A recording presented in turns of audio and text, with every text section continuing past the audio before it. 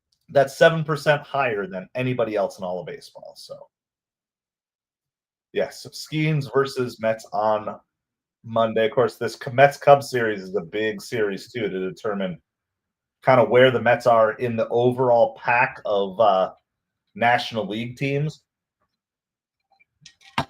Obviously, teams can improve, go up or down throughout the season, but it's always nice to kind of have a checkpoint as to where you are as a team at any given point in time. That's outside. 2 balls, no strikes to Pavin Smith.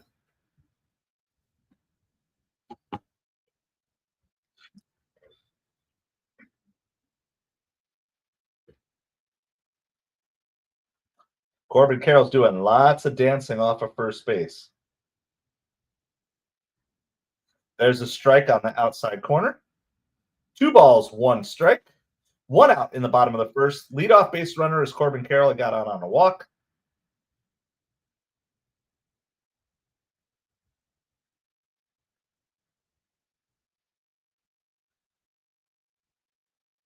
There's another good pitch. It's a good pitch in the low outside corner by Senga there. 2 balls, 2 strikes. Yeah, Torrance has already thrown out Carroll this season. I think Carroll's more trying to be a distraction to Senga than he is legitimately trying to steal a base right now. Corbin Carroll, the way he's like delayed steal, absolutely gunned down. Got him again. You got him again, Jonathan.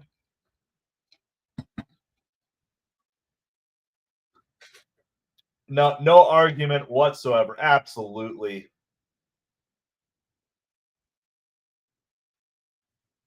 He's going for the walking lead, but that's a great job by Lindor on that tag as well. So there you go. There's that leadoff runner retired. Vitalik, how's it going? Appreciate you being here.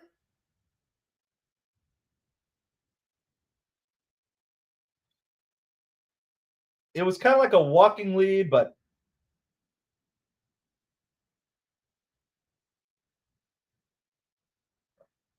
good teamwork there by the Mets.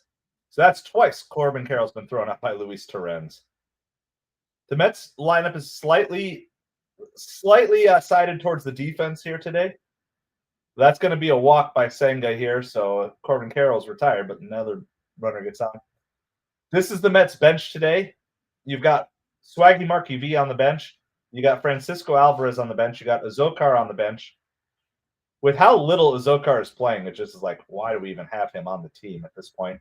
Starling Marte hitting 188 on the season. That's also pretty rough having him on the team. Darren, that's not a bad theory that wait till Soto. Plus Soto, is going to love hitting. Yeah, just going against his old team for sure. Here's Josh Naylor at the plate. First pitch, swing, grounded directly to Alonso, and that is going to retire the side. We're going to head to the top of the second inning. It is 0-0. So the Diamondbacks get 2 walks. Not the cleanest inning for Senga. And 17 pitches is not ideally what you want to see when we're trying to get our starters to go deeper in the games. But, it is what it is. Beggars can't be choosers at this point. All right, so let's pull this up. Due up for the Mets will be Brandon Nimmo. He's DHing today. Luis Torrens gets the shot in the 5 hole today. And then Brett Beatty in the 6 hole. So 4, 5, and 6. Nimmo, Torrens, Beatty. Of course, Lindor, Soto, Alonso were the first 3. And then after that is due up Luis Angel Acuna, Jeff McNeil, Tyrone Taylor. So definitely got some good gloves out there today for the Mets. Dude, I really like the new City Connects for the Diamondbacks. Just that purple, aqua, teal combo is just so throwback 90s. I love that color scheme. I do like the Mets, but I mean, and you can see it because at this Arizona ballpark, like every game, I'm seeing more and more of the new City Connect jerseys being worn. So it's pretty apparent that the fans really like those. And I'm not a huge fan of a lot of the City Connect jerseys, but I think the new Diamondbacks ones look super sharp.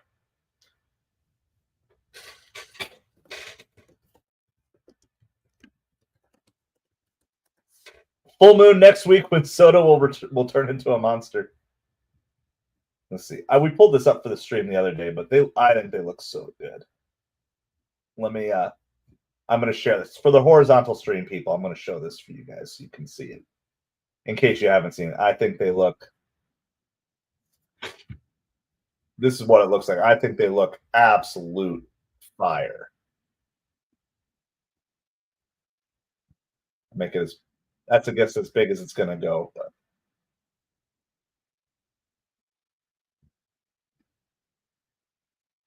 So anyway, I think they look absolute fire. That's a really good job. Really good.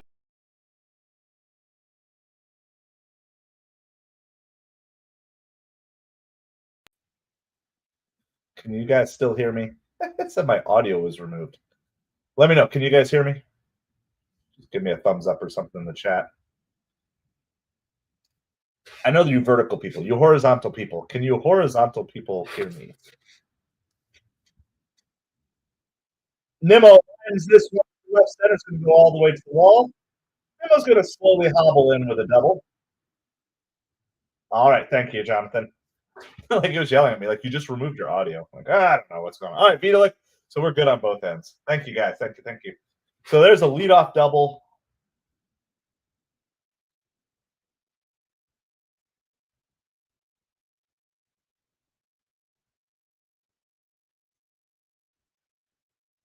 Yeah, that's a good job going the other way for Nimmo. Nimmo's running, I would say, at about 70 to 80%. We'll see how he does as the game goes on.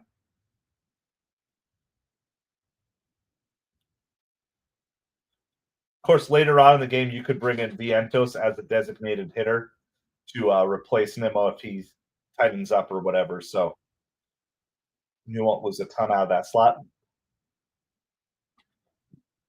Luis Torrens takes the first pitch for a strike.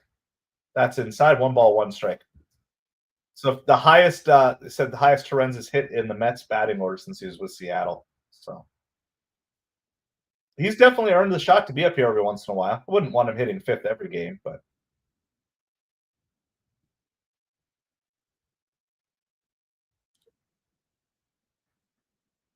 there's a grounder right up the middle, fielded by Perdomo to the right of Nimmo. Nimmo does not advance. I think if Nimmo was feeling healthier, he could have been more aggressive.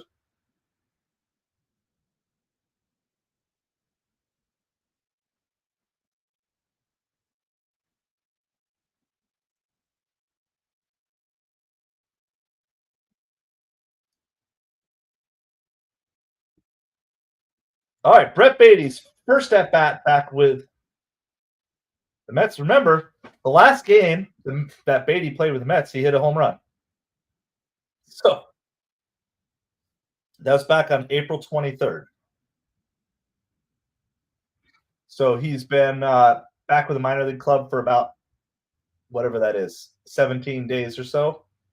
This is his first time back. He's been back on the roster the last couple of days, but has not actually hit in a game.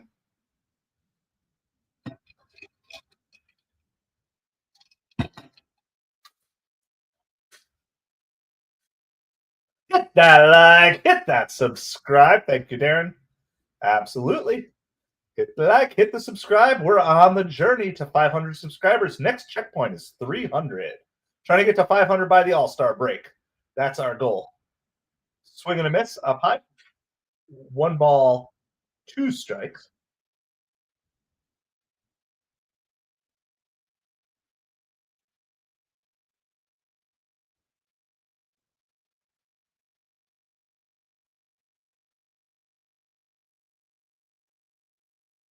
Beatty's going to use his timeout right here.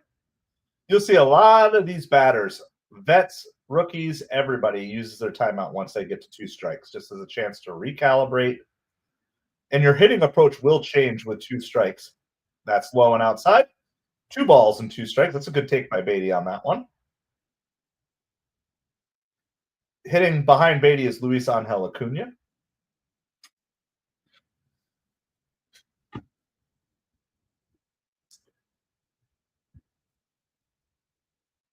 Brett Beatty hits it to the right side. Oh, it's everybody's safe. Nimmo's going to move up, bobbled by the second baseman, and Tawa makes the error. Hey, when you're just back on the roster, this is why you want to just put the ball in play. It's so much better than striking out. It just kind of rolled up his glove. He thought it rolled up and looked behind him. And all right, so there's a break for the Mets. Let's see if they can take advantage here. Runners on first and third with 1 out. Luis Angel Acuna. Big swing. That's too big of a swing for that pitch. No balls, 1 strike. Acuna's batting average is up to almost 300, but he sat the last 2 games. I don't understand why you would want to be sitting him. He was the National League Rookie of the Month. Oh, they're coming inside. Missed outside, but they set up way inside on him. 1 ball, 1 strike. This is the chance. The Mets need to convert here. You got to jump when you got this opportunity.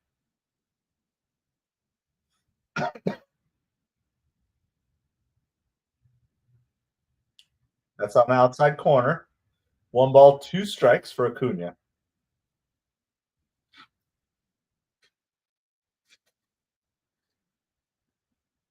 I just think we're to the point that Acuna should be the everyday second baseman. You can occasionally give him a day off and let McNeil play second. Acuna goes chasing there.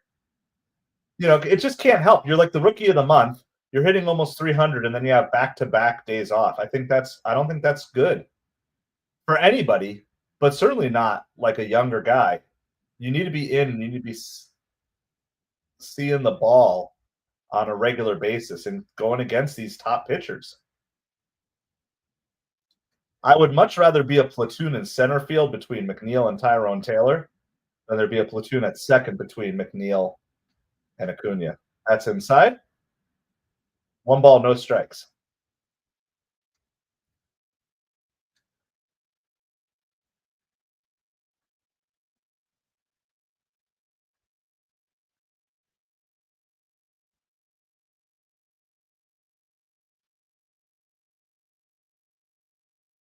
That's popped up foul. It's going to get out of play behind the plate.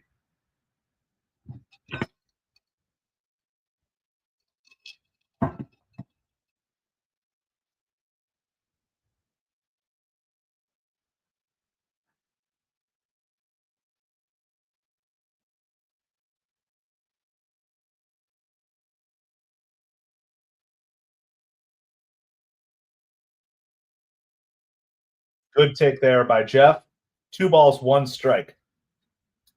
So the Mets really need to get a run on the board here. It just feels extra critical for the psyche of this team.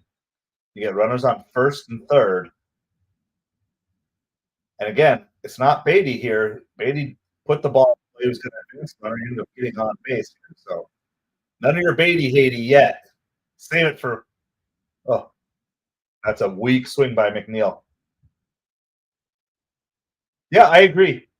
But I mean, to be fair, it's so tough to give Acuna back-to-back days off and then come up in a big situation and be like, okay, you haven't faced any live pitching in 3 days, since Sunday.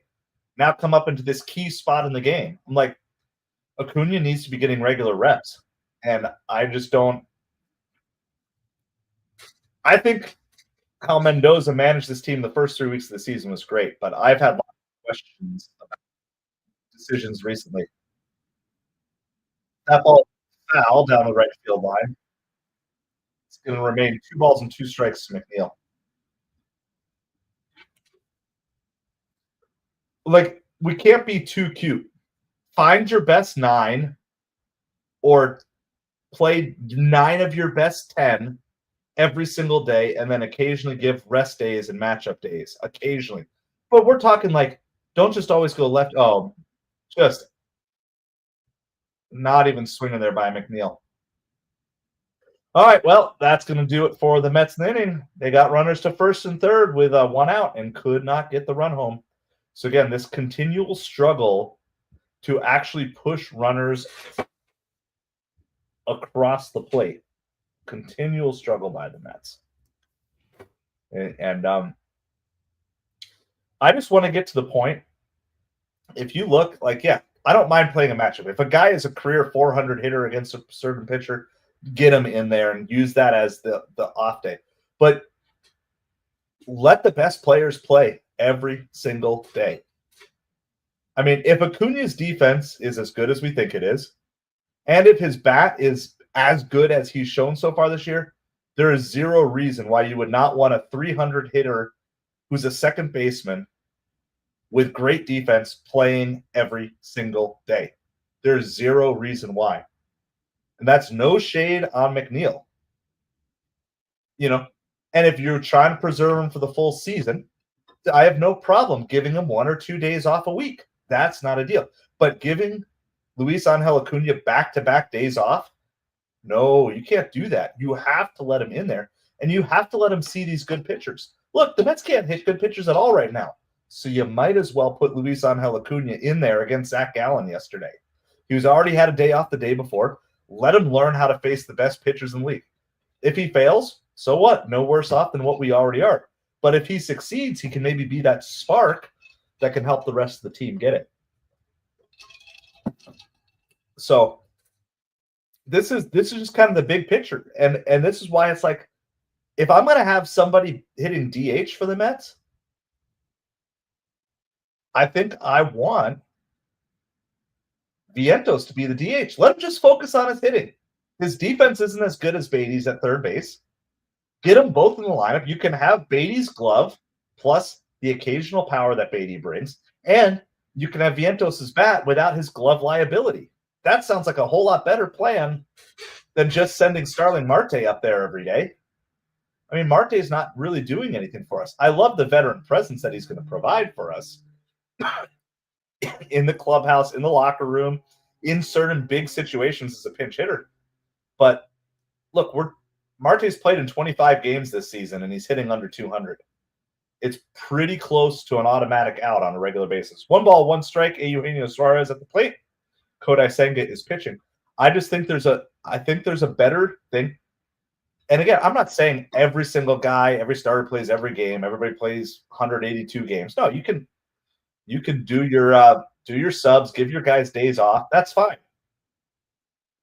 You know, let Pete Alonso get a DH day every once in a while and play Vientos at first if you want to keep him fresh over there. You know, that's fine.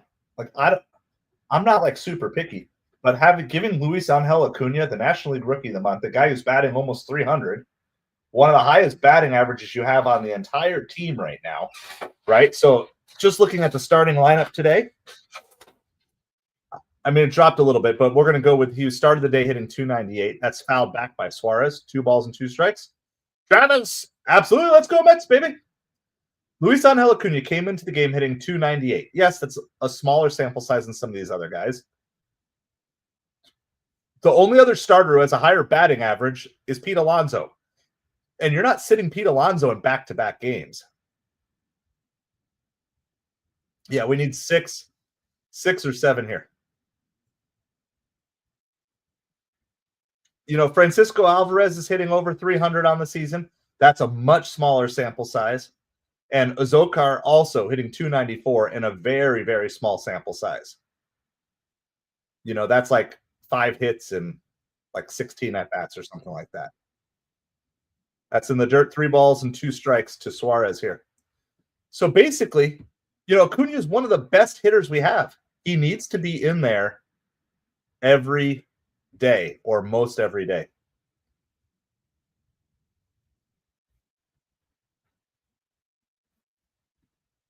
Here's a 3-2 pitch. Does he get him swinging? Oh, they say he held his swing. Yeah, I agree. So part of it is the two strike approach. Now listen, a lot of baseball is you're guessing the pitch. So my thought process is in most of those cases, you should be looking fastball with two strikes.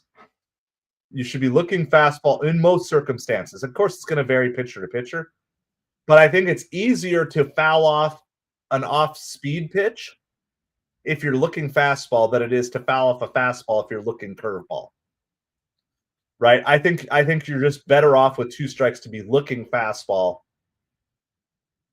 And then if you realize you got to pull the trigger, it's easier to slow up the swing. That's bunted foul, no balls and one strike.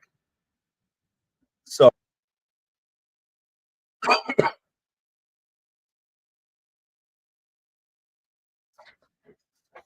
I want to just kind of obviously there's some righty lefty matchup things, but I think the better this team gets, the less that should matter. So if you're going to go Lindor, I'm going to just try to type up a Soto, Alonso. Okay. So I'm just trying to put together this idea. Who's our best cleanup hitter? I mean, I think the best one to protect Alonso at this point, and even though he's still struggling, but I would just want to see on a regular basis. There's a swing and a miss by Gurriel, and that's going to be the ghost fork. Woo-hoo! Throw your ghosts in the chat. I would say I'd want to go Vientos on a regular basis as the cleanup hitter. And again, he can play third, he can play DH, but I think you should have Vientos in there most every game. Just let him see the reps, take the pressure off that he's going to do that. Okay, then I really think at this point in time, I want Acuna as my 5-hole hitter. He's essentially the second leadoff here, right?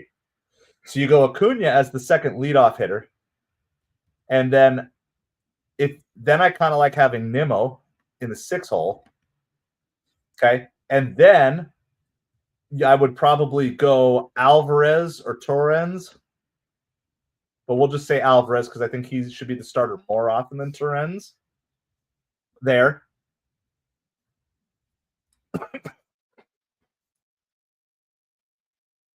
And then I would probably want something like Beatty in the 8-hole.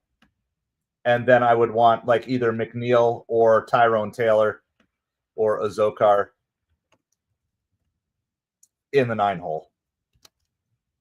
And I think that should be your – so, I mean, you could do Alvarez, and I don't mind Torrens in that spot too. You know, and then if you're going to occasionally do a sub for Vientos, you know, that's probably occasionally would be like Marte could be in the 4-hole there, right? So if you're seeing this is driven out to left field, it's going to go all the way to the wall. Suarez is going home. Throw home. He's out of the plate. Lindor makes a great relay throw. Another great defensive play by Francisco Lindor to save a run for the Mets.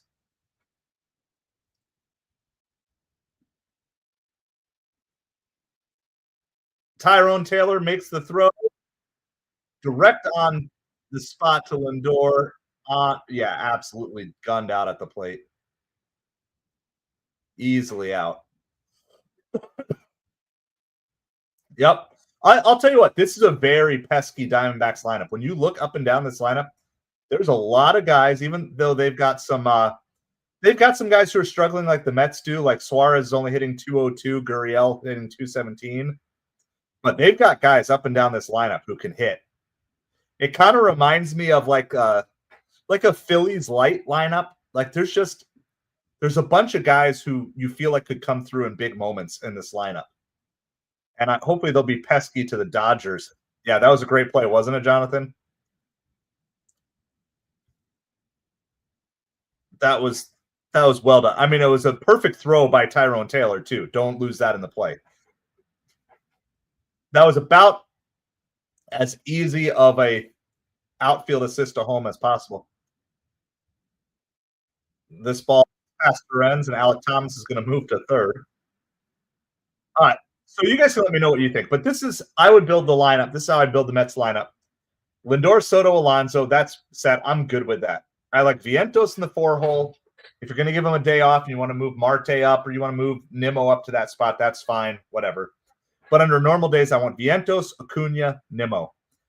I think taking the pressure off of Nimmo and let him focus more on going the other way and put him in the 6-hole with Alvarez protecting him, then Beatty, and then you got McNeil, Taylor, or Zokar, somebody to turn the lineup over at the bottom. I really like that lineup, and I wish we would play that on a regular basis. That is until at least the Mets trade for Byron Buxton at the trade deadline. Because if you add Byron Buxton to this lineup, then maybe I'd even start moving around some of the pieces at the top of the order just a little bit. There's a strikeout for Tawa here, and that's going to retire the Diamondbacks. So once again, Diamondbacks threaten but do not score thanks to another great defensive play by the Mets defense. Yeah, they've got speed. They've got, I've seen probably more square around to bunt, so they're willing to play small ball. They got some young guys. They've got, Josh Naylor's hitting 305 in the season. Pavin Smith is 298. Corbin Carroll is continuing his rebound season, hitting 288. Alec Thomas is hitting 293. This is a good looking lineup. So I'm not saying that they're like better than the Mets or will finish better than the Mets, but I am certainly glad to be done playing them and glad that they're going to have to beat up on the Giants, the Padres, the Dodgers, the Diamondbacks. They're all in the same division. And I know it's not quite as many games as it used to be, but it is still slightly unbalanced schedule. So let's let them go beat each other up. The Diamondbacks are the type of team I hope we would not come up against in the playoffs. All right, we are going to the top of the third inning. Due up for the Mets will be Tyrone Taylor, Francisco Lindor, and Juan Rally Pig Soto. That's what we have going here today. A perfect reminder to all of you, if you haven't yet checked out our Patreon, you want to support this channel, it's completely voluntary and certainly appreciated if you do, but you can go check on the pinned link that is in either chat, whether you're on the horizontal or the vertical stream. Coop, how's it going? Appreciate you being here today. So I would love to keep bringing you guys more coverage and keep diving in, bring more videos to you, be able to do more live streams. But in order to do that, it does take a little bit of money, and I gotta be able to have some money to pay for food to keep my wife and kids happy. So if you appreciate it, you want to see the channel grow and expand, that's a great way that you guys can help with that. So that link is available. You can check it out. And if you're not able or don't want to, that's perfectly fine as well. I'm good. I appreciate you hanging out and being here with us one way or the other. All right, we are going to the top of the third inning. Here's Tyrone Taylor at the plate.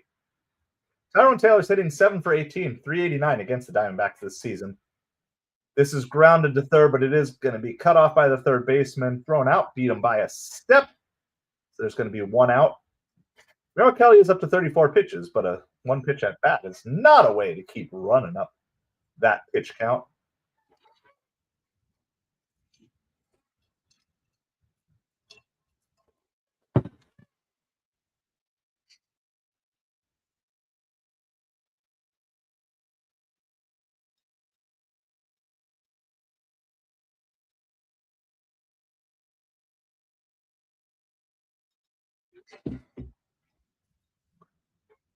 It is 1 ball, no strikes to Francisco Lindor here. Going up. Going to take it for a strike. Top of the zone.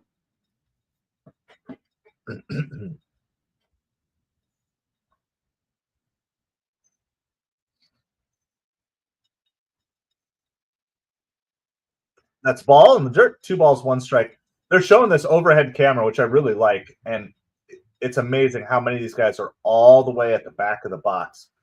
We try to coach our little leaguers to go to the back of the box, and they always want to be up front. I'm like, no, you want to go to the back of the box. Oh, Lindor, that's a good swing. That's going to be a gapper for extra bases going all the way to the wall. Lindor is going to. He's going to stop at second.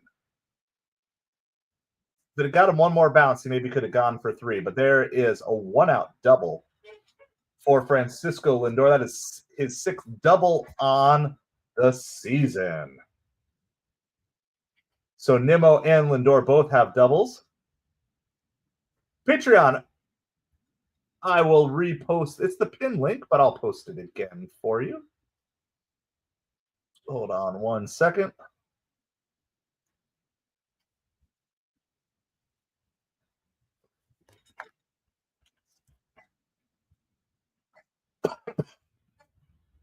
Hold on one second. Soto at the plate for the Mets.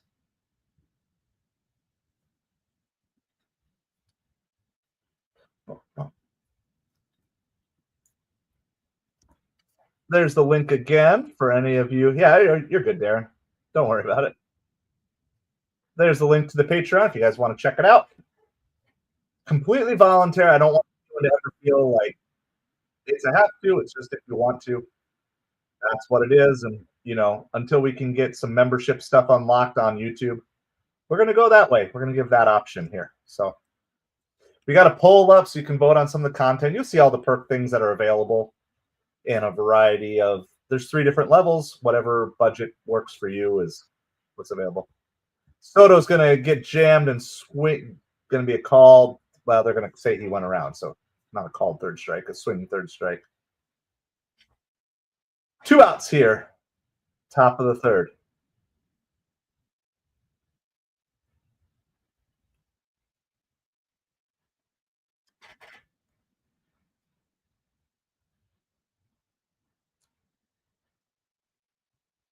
There's Pete Alonso at the plate. There are 2 outs with a runner on second.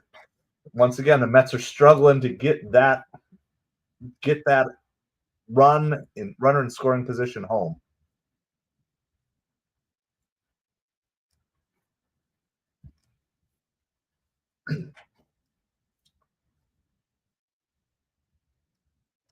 There's a strike to Alonso. 1 ball, 1 strike. As always, when we get to the 7th inning, we'll be rating another creator. We'll see who we can find, who's out there. We've only found one other Diamondback streamer, and we rated him a couple days ago. He rated us last night with a group of 2, which is fun. It's fun to start building this rating community of smaller creators. So many of the big creators don't do it, and they have no need to, so I understand why. There are a few big ones that do, but it's a really fun way for us to cross-build audiences from a variety. So I always encourage you guys, if you want to participate in the raids, find some other creators that you like, who you like the content they're producing. Came inside on Pete, swings and fouls that one back. 1 ball, 2 strikes.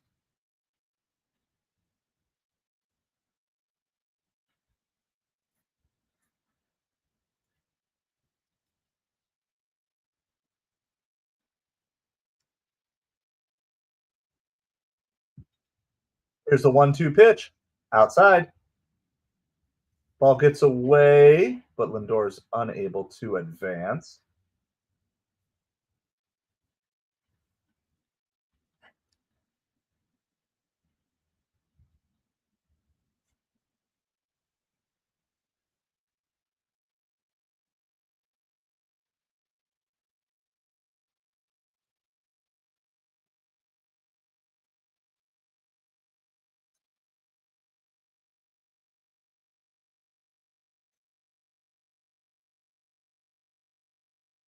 Three balls, 2 strikes to Pete Alonso.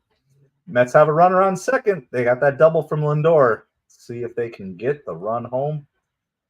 There's a 0-0 game here in the top of the 3rd inning. Pete Alonso at the plate.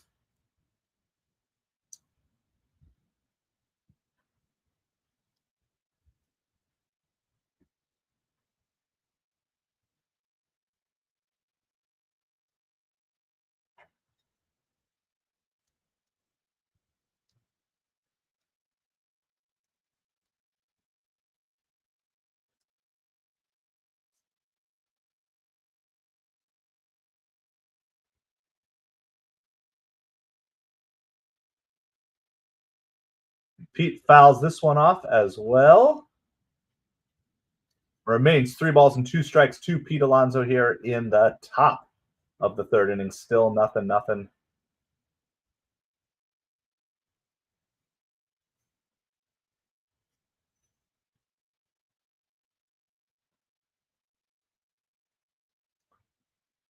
Pete fouls off another pitch. This has already been a 9-pitch at bat for Pete Alonso, which is weird, but I would almost say we're getting accustomed to seeing. Almost getting accustomed to seeing this much.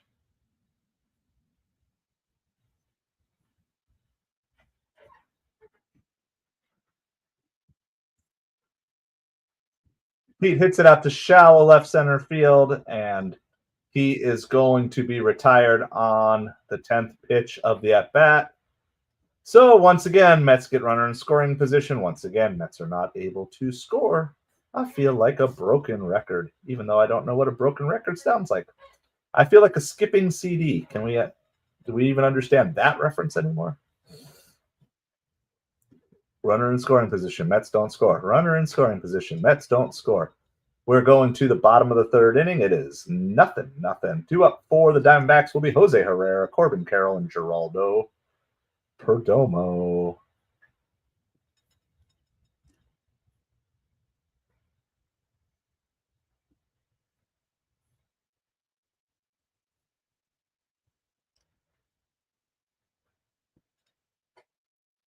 Close that tab. I got more tabs open than I need to right now.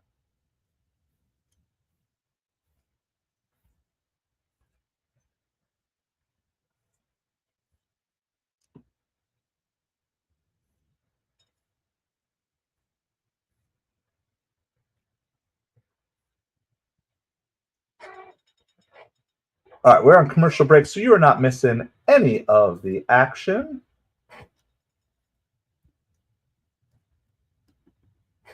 Let me try searching for Diamondbacks. I know not everybody types the whole thing in, but let's just see if that can bring up another streamer who we don't normally find.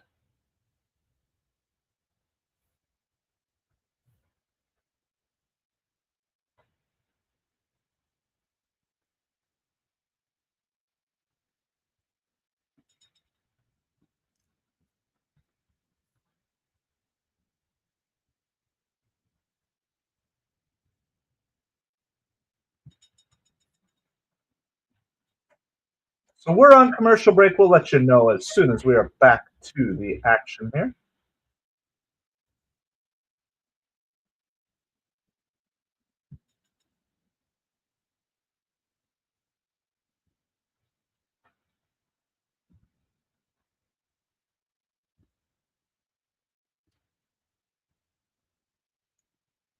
All right. It is Herrera's at the plate now. Senga gets behind quickly, 2 balls, strikes. I don't know why Rally Kid is still out here. Mets can't score. Why even have a Rally Pig if the Mets can't score? There's a strike. 2 balls, 1 strike to Herrera. Herrera's going to use his timeout here.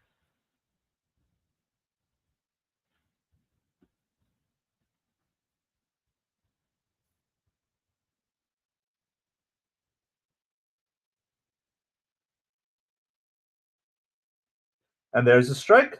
2 balls, 2 strikes.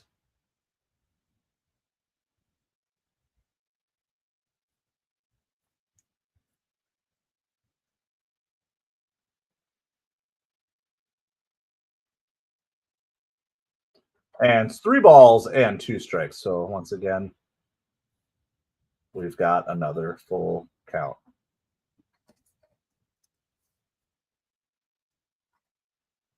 And Herrera's going to walk. So, oh, Darren, thank you so much. Thank you so much for the Patreon membership. I appreciate you so much. Thank you, Darren. So shout out to the first 2 patrons, By For the Hobbit and Darren Rivera. Appreciate you guys so much. So appreciate you guys supporting this small little channel, trying to just bring some Mets joy and Mets luck, I guess, a little bit too.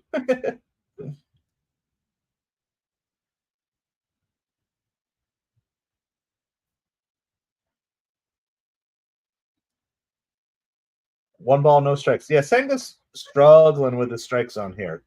Not just this inning, like the whole game has been a little bit off.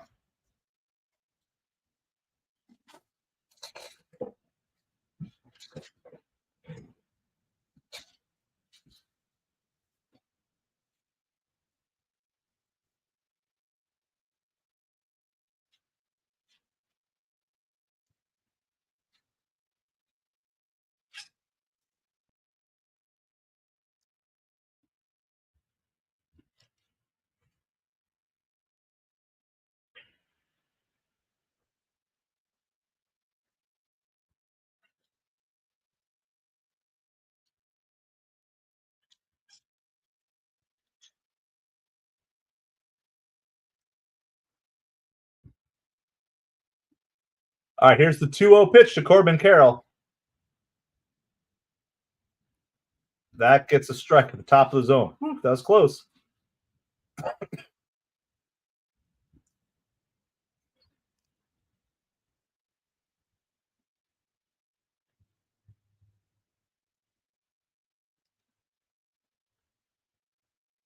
Misses again. 3 balls, 1 strike. So Kodai Senga is kind of working himself into a little bit of a thing. D-Rails, how's it going?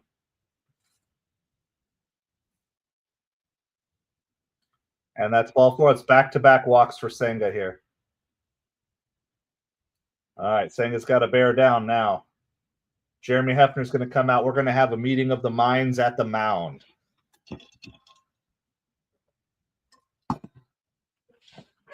All right. Strikeout, Soto. Yeah. We were talking before, Rels, that maybe Soto's going to break out once it gets to Yankee Stadium or goes against. Is it at Yankee Stadium or is it just against the Yankees? I forget.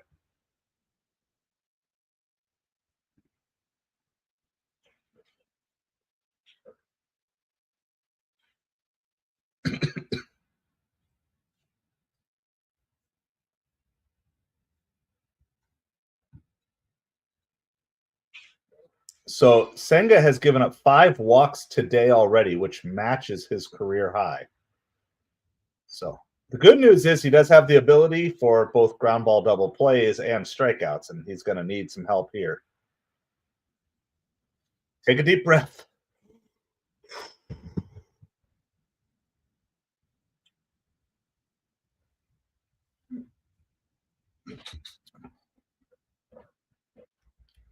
Mets are going to bring the corners in to hold, try to field the bunt. Perdomo squares. He does. Takes it as a ball. Yeah, I think it was at Yankee Stadium. I'm trying to remember. Mets are going to the Chicago Cubs. Then they're home against the Pirates or something like that. Hold on.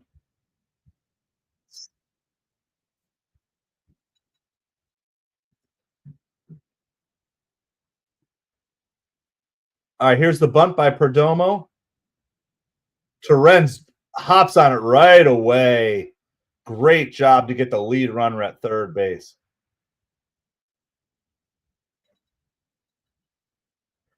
Well, that's a nice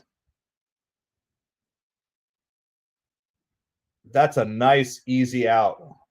It was really a bad bunt. That bunt just died. And Torrens was worked to get there because it almost went foul.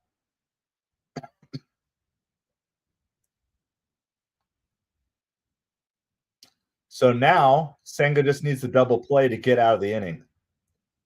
Runners on first and second with 1 out. Still nothing in this game. There's the double play ball. Acuna to Lindor. The first double play. Nice.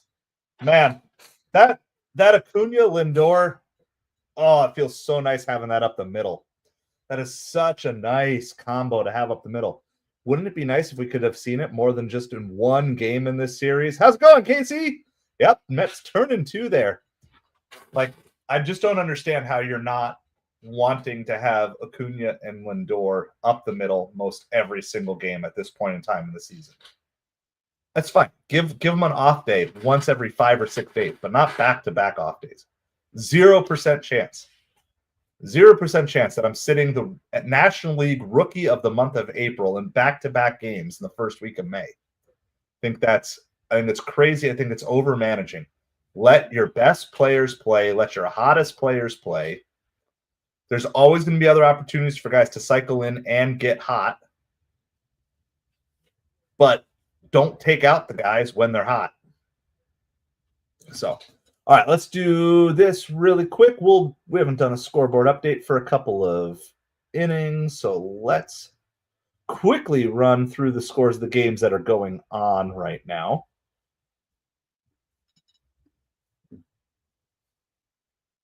All right, going on as we speak, we've got the Giants are leading the Cubs 3-1. The Athletics trying to win the series against the Mariners 4-0. Our game is 0-0. Dodgers and Marlins is 0-0, getting ready to go. There are 2 games now in the books. The Guardians beat the Nationals 8-6. And Astros lead the Brewers 9-1. So that's what's going on as we speak. Well, yeah, Acuna is the better defender. He's got better range, better defense, and a better batting average than McNeil. Like,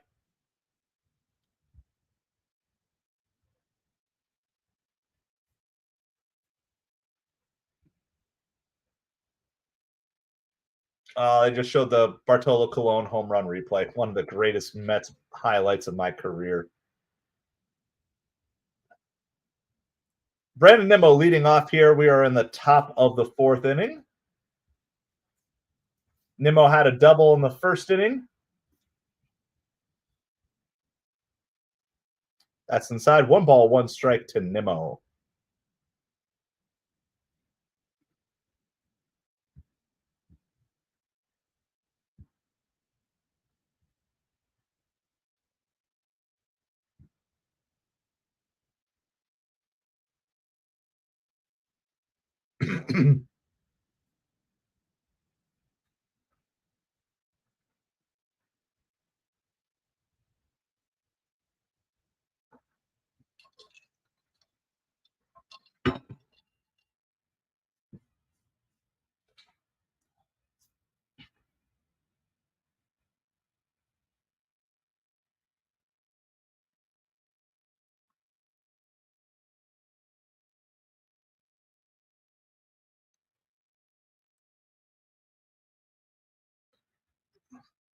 Torrens hits it back up the middle. I got distracted, missed the Nimmo. The Nimmo is out. Torrens hits the ball, goes off of Kelly, deflected to Perdomo, and he's thrown out. So there's 2 outs here. Sorry about that. Sometimes I get lost in the game. Don't mind me.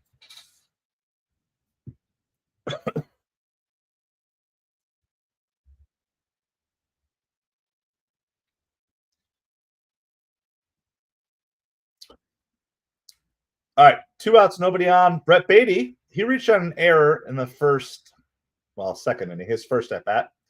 First pitch to Beatty is a strike. Welcome, everybody. Thanks for hanging out with us. This is MetropoliFins. We're YouTube's smallest New York Mets and Miami Dolphins channel. And if you want to help us get rid of that, just hit that like, hit that subscribe. We're on the journey to 500 subscribers, trying to get to 500 by the All-Star break. Let's go, Mets, baby. You better believe it, Lane. Hope you are doing well today. KC, hope you're doing well. Coop, Travis, Darren, D-Rails, Jonathan, all out cheering on the Mets. And another barn burner, 0-0. Swing and a miss by Beatty there. That's probably going to be a strike at the top of the zone. 1 ball, 2 strikes. Beatty's going to use his timeout here.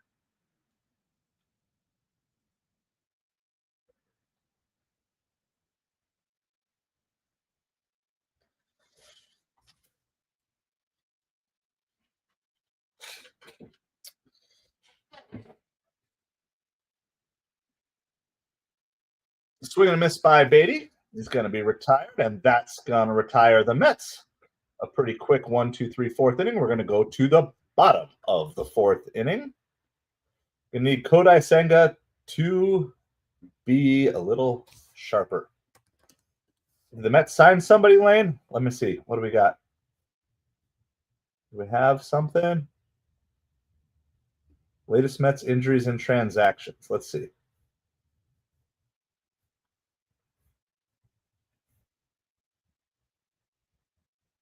Uh, yeah, the Mets signed Colin Poche.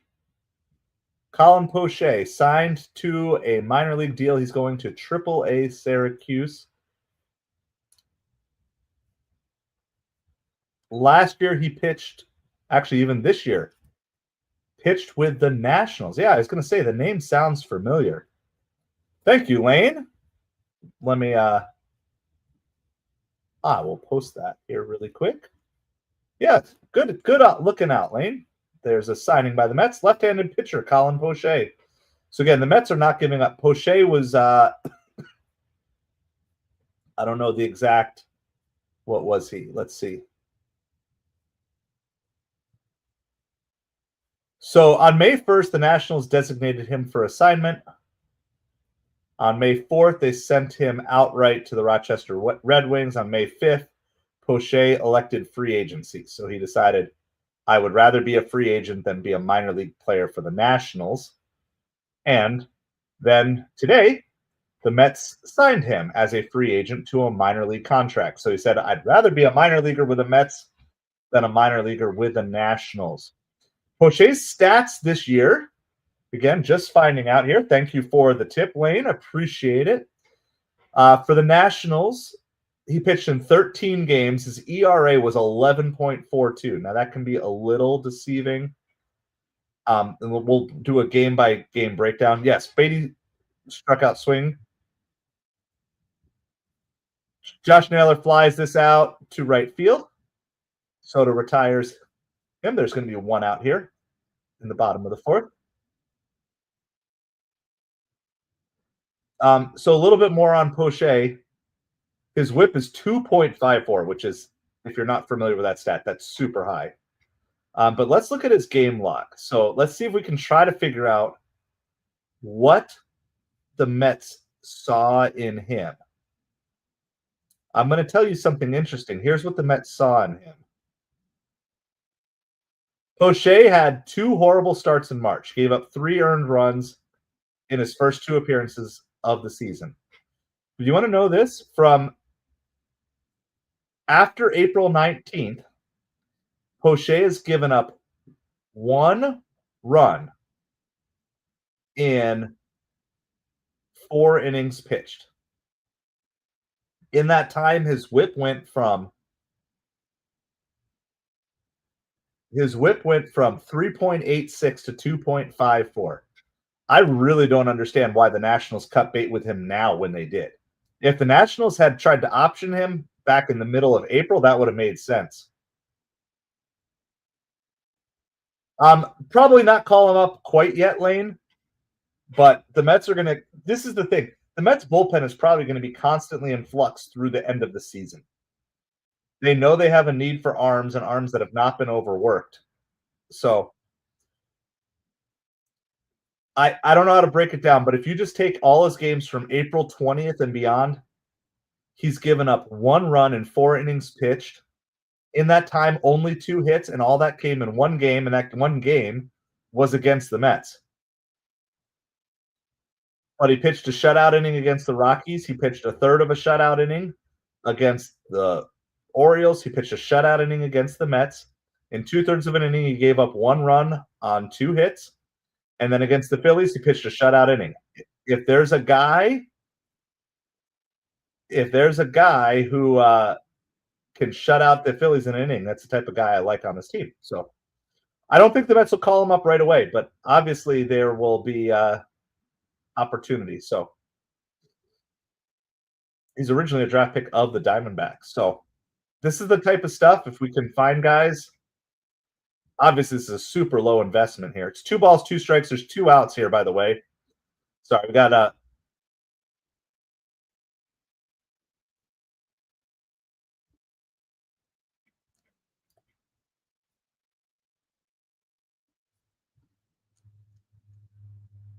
right. It's 2 balls, 2 strikes to Lourdes Gurriel Jr., 2 outs, bottom of the 4th.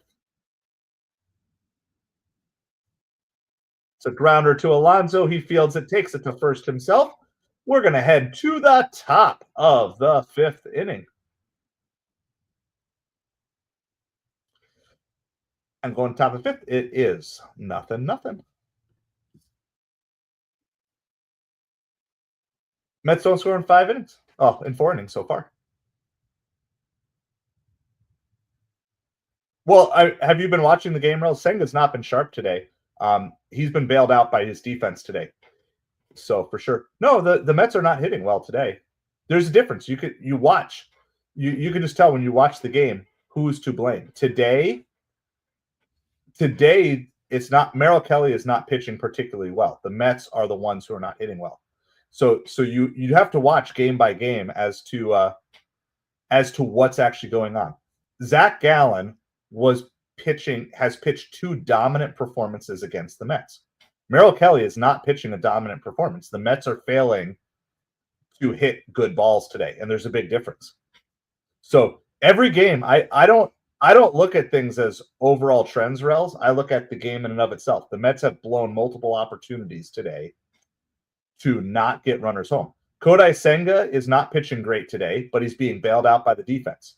Luis Torrens gunning Corbin Carroll out at second, and then the relay throw in the outfield from Tyrone Taylor to Francisco Lindor to get the runner out at home. The Mets should be losing this game right now. The only reason the Mets are not losing this game is because of the defense. Senga is not pitching well today. He's already pitched a career high in walks. So I'm very unemotional about this stuff. I just look at it like a coach would look at these things. So, yeah, today the Mets are not hitting well, and they're not hitting with runners in scoring position. Yesterday, Zach Gallen was a dominant. He looked like a top 10 pitcher in Major League Baseball yesterday, which he has been multiple seasons. Multiple seasons he's finished top 10 in the Cy Young voting. Or say top 10 in the league. Maybe not Major League, but at least in the National League. So, yep, Stearns is always going to keep looking. He's always going to be doing. And I mean, I'm actually. I'll put this up on the screen. This is a fly out here. That was a quick, easy fly out by Luis Angel Acuna. There is plenty of blame to go around for the Mets' struggles, but the biggest thing with it is, as a fan, look at what the actual problems are within each game. Don't look at it as a big picture. Don't just go with preconceived notions. Look at what's going on. So today, like Jeff McNeil, he struck out earlier in this game looking at a pitch right down the middle because he wasn't looking for the right pitch. No balls, 1 strike to McNeil. McNeil pops that one foul. That's going to get out of play. So a whole lot of how I evaluate the game is how, like, I hold zero negative thoughts. Like when I'm coaching the little leaguers, I don't go up and assume, oh, he's done bad in this way the last 5 at bats, therefore he's going to do bad in that same way again. No, I'm constantly looking to say what isn't working and what is working, right? So I've been highly critical about Nimmo swinging for the fences too much, but when Nimmo has good at bats and works the count and can drive the ball on his timetable and his schedule, then I've been very complimentary of him. Beatty, first of all, Beatty didn't strike out looking. He struck out swing. Second of all, Beatty put the ball in play earlier in the game, which caused an error, and it was a productive out even if he hadn't caused the error that got the runner over to third. That wasn't Beatty's fault that we didn't score that inning. Beatty did what he was supposed to do, get the runner over from second to third. Like, so it's McNeil that takes the ball down low. Like, as a fan, I don't build narratives around players like most fans do. I look at each and every at bat and just try to say, did you do what you're supposed to do in that at bat? McNeil rips that one foul. So right now, I like this McNeil at bat. I don't like his first at bat. This McNeil at bat, I like. Why? Because he's working the count. He's seeing more pitches. Right? He's 5 pitches in. Let's say McNeil strikes out. That doesn't mean that it's a bad at bat. You're gonna strike out in baseball. Now Chase is there. So that's a bad pitch to swing. He swings the changeup. It's a good at bat, but a bad swing on the last pitch. So, which is again, this is the issue the Mets have. They're not really seeing the ball well, or they're not. So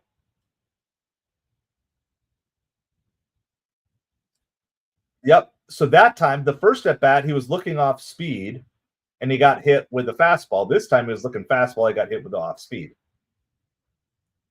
Remember, at the highest levels of baseball, it's a guessing game between pitcher and batter. You're trying to guess what pitch is coming next based off your scouting reports, your knowledge, all these different things. 2 balls, no strikes to Taylor. Why is Beatty playing? Because he's a lefty and there's a righty pitching. That's the primary reason. Plus, he's a better defender than Vientos. Taylor chops it to third.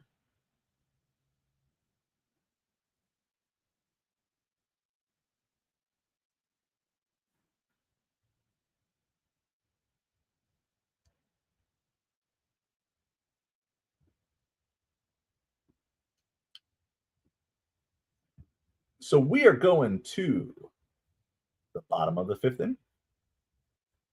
It remains nothing, nothing.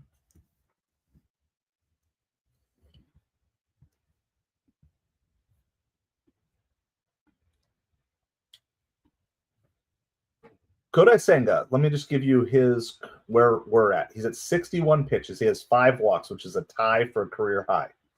And so this is like part of figuring things out that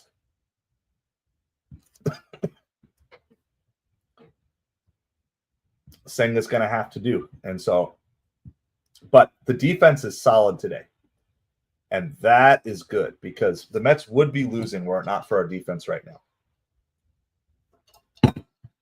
And the other good news is,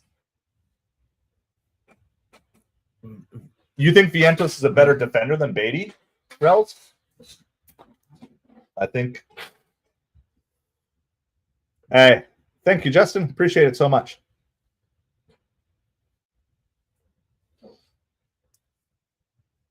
Let's go, Mets. Listening to you at work, bud. You're awesome covering this game midday.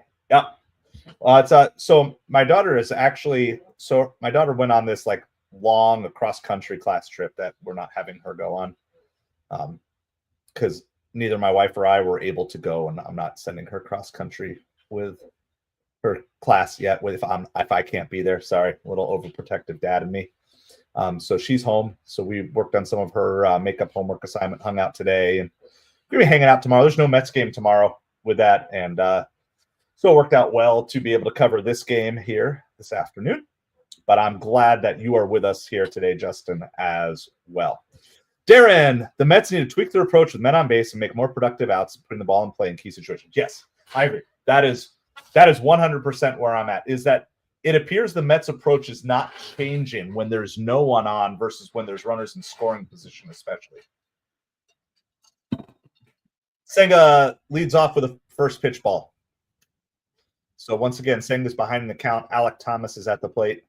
There's a good pitch there. Good strike. 1 ball, 1 strike. And there's a couple things that I think are in play here. One, there is kind of this it can get in your head after a while, like this is what we do. We got to remember that was some of the similar struggles the Mets had at the beginning of last season, that they continually were getting runners in scoring position they couldn't score, and they also just couldn't win the game at all. Fortunately, this Mets team, while they're still struggling with this, that's in the dirt, 3 balls, 1 strike to Alec Thomas here. The Mets have been able to pull off enough victories that gives them a little bit of a margin for error. That being said, this is why I don't think the Mets are on the same level as the Tigers, the Cubs, the Dodgers, the Padres as we speak right now. So that's grounded out to Lindor. Senga is starting to get into a little bit of a groove here, which is good. We could definitely use him. We need him to go 6, if not 7, because now you do have kind of your full bullpen at your disposal today in general, because you have the off day tomorrow, but still, I mean, a couple guys might be pitched out from yesterday, but most everybody should be available. If you look at the Cubs, the bottom of their order, 7 through 9, is basically first in the National League in a bunch of categories. So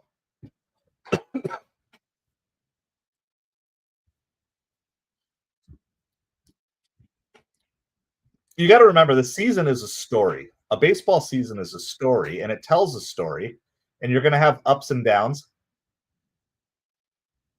That's flied out off the bat of Tawa to Soto in right field. It's going to be two quick outs here in the bottom of the fifth. I'm liking this. Let's keep it up with a nice quick inning. Ideally for Kodai Senga. Senga's pitch count, by the way, is at 68, which is only one pitch behind Merrill Kelly.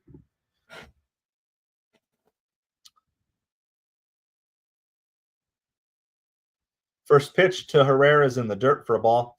That's the one problem I would just pinpoint here today is Senga is very similar to Edwin Diaz, that his dominant pitch plays so much better when he's ahead in the account. This one is flied to center field. There we go. And he is retired. That's 8 in a row retired by Kodai Senga. That's the first groove he's really been in here, this stretch of batters, as we go to the top of the 6th inning. Appreciate each and every one of you. Thank you for hanging out with us here as we cover New York Mets baseball.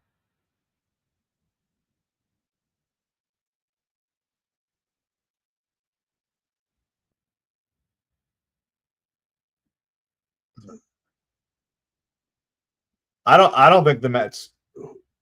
I don't know. The only people saying the Mets are the second best team in baseball are like the legacy media. Well, it's baseball, Rels. It's hard. Baseball is hard. There's a constant flux, and just because a team is better than another team doesn't mean a third team can't beat the team that's better than the other team. There's matchups, there's approaches at the plate, there's just teams that go. This is why you play the game. So I still think the Cubs are better than the Mets, but we're going to see them face to face, and we're going to get to find out. Now, just because a team beats you 2 out of 4 times or 2 out of 3 teams doesn't mean they're better. Like, I don't think the Nationals are better than the Mets, even though we split a 4-game series with them. Yeah, we need to get 6 of those 9 right now, Darren.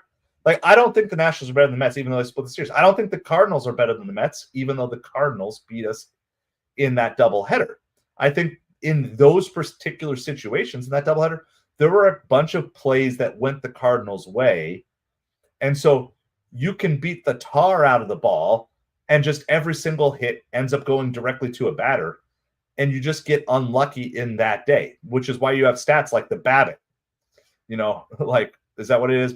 Batting average on balls and play, BABIP, whatever it is. And this is why there's such a love of advanced analytics when it comes to people who are like kind of geeky about baseball. But I think in the other sense, it's like all advanced analytics are trying to do is quantify the eye test for players. So, all right, it's going to be a rally pig inning. Wow, that's quite the outfit. Francisco Lindor, Juan Soto, Pete Alonso, 1, 2, and 3 in the Mets order. This is the 3rd time through the lineup for Merrill Kelly. Let's see if the Mets can make some adjustments here as well.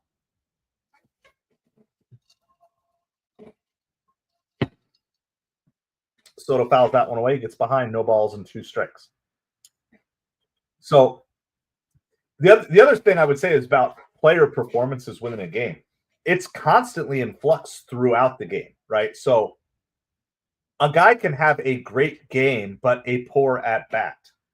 A guy can have a great at-bat, but a poor game. That's fine. Oh, yeah, that's fine, Rels. That's why we have the discussion. But I'm just telling you how I look at things like I look at coaching a Little League team. I'm looking at the overall trends. I'm looking at the pictures that I'm seeing, but I'm also looking at the individual moments. This is fouled out to, or not fouled. This is hit out to left field and retired there. It's going to be a 1 out in the top of the 6th. That's why we have a good discussion about it. And I'm always open to what other people have to say about things, but I don't think building narratives around players is really a way to evaluate baseball players. It's just kind of the modern Twitter style of evaluating players. I'm old school. I'm a firm believer that the eye test, what you see, matters much more than what the box score produces or even the result of the at-bat. So earlier in this game, Pete Alonso had like a 10-pitch at bat and he made an out. That's still a good at bat. It's really hard to ever say that a battery that has a 10-pitch at bat had a bad at bat. Results don't always define what you're seeing on the field. So when Juan Soto hits a home run that was robbed for a home run by the Cardinals, is that a bad at bat because he made an out, or is that a good at bat because he drove it? Just like he drives it here, deep center field, and it's out of here. There's a bomb, Soto, for Juan Soto. We're gonna drink Juan Soto for Juan Soto. The New York Mets take a 1-0 lead. And Juan Soto, despite having some poor plate appearances today, gets across the first Mets run for the day. That is his 6th home run on the season. And the Mets finally, and Rally Pig as well, finally get out to a lead here. I believe that puts Rally Pig at 1 for 3 with 1 run. That is just the 3rd Mets hit of the day, but Soto goes yard. Oh, yep, that was just a bad pitch. So if you watch that pitch on replay, here, let me show this really quick. I think I can show like a few seconds. All right, let me just show this to you guys. If you're on the horizontal stream, you'll get to see this here. I want you guys, if you can watch this, I know not all of you can, but let me just. This is a bad pitch, okay? So if you watch, they're slowing it down, but they're showing you. Down the pipe.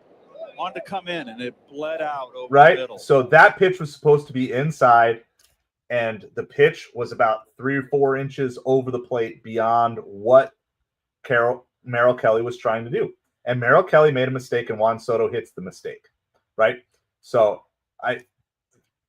so does that mean Merrill Kelly giving up the home run, does that mean he's having a bad day as a pitcher? No, he's having a good day as a pitcher. But it also means Juan Soto was ready for the mistake. And not every pitcher makes a mistake every at-bat. But can you take advantage of it? Pete grounds that down 3rd baseline. Another play. Is he actually out? I think the Mets are going to challenge this. Oh, they're not going to challenge it. Wow. Another great play.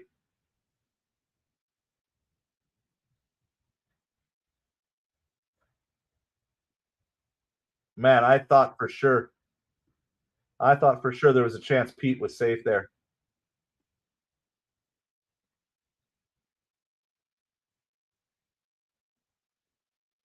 Yep, he was out. Good job by the Mets not to waste their challenge there. That's a great play. That's just a great play by the 3rd baseman. Nothing wrong there, right? So this is the way I look at games. I just evaluate it based off of what it is. This is bounced down to 1st by Nimmo, and he is retired. But the Mets do take the lead on the home run by Juan Soto. It is 1-0 Mets over the Diamondbacks. We're going to the bottom of the 6th. We'll see if Kodai Senga can keep on cruising. Senga's pitch count going into this inning, which is the bottom of the 6th, going into the inning is 70 pitches. So Senga does have a chance that he can go. There's the Soto Disco by Justin. So it is 1-0 Mets. Going to the bottom of the 6th inning. Kodai Senga is here. Rally Pig does his job. 2nd day in a row, Rally Pig has gotten a run home. So that's what we got. So we are coming to you here. Let's do this since we're almost to 7th inning. We'll do our next scoreboard update for you. It's been a few minutes since we've done that. Yeah, Diamondbacks only have 1 hit. The majority of the Diamondbacks' threats have been because of Senga's walks. And so that kind of plays in the favor of Senga if he can continue to just pound the strike zone now. Because I believe he's retired 8 in a row coming into this inning. So it's like, how do you judge this performance? Like, if you look at it in a vacuum, you would say, wow, Senga only gave up one hit. He's dominating. But that's where stats like whip kind of come in, and you realize, like, well, I mean, he's having a pretty good day, but those 5 walks also ties for a career high for him. All right. 4 games in progress right now. Cardinals over the Pirates 5-0. Actually, that's not in progress. That game is over. Athletics are leading the Mariners 5-1. That's top of the 6th. Of course, our game is 1-0 Mets over the Diamondbacks, and Dodgers and Marlins are tied 0-0 in the bottom of the 2nd inning. And then the games that are already done, the Giants did beat the Cubs. So the Giants knocked down the Cubs. They won 2 out of 3 in Chicago against the Cubs, including yesterday's game and extra innings. Is that Robbie Ray? Is that who that is? Yeah, Robbie Ray is 5-0 on the season with a 2.84 ERA.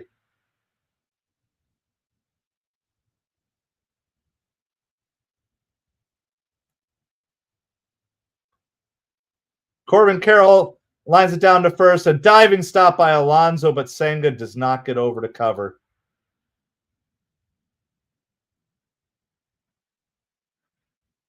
He saves an extra base hit, but that's on Senga there for not covering first.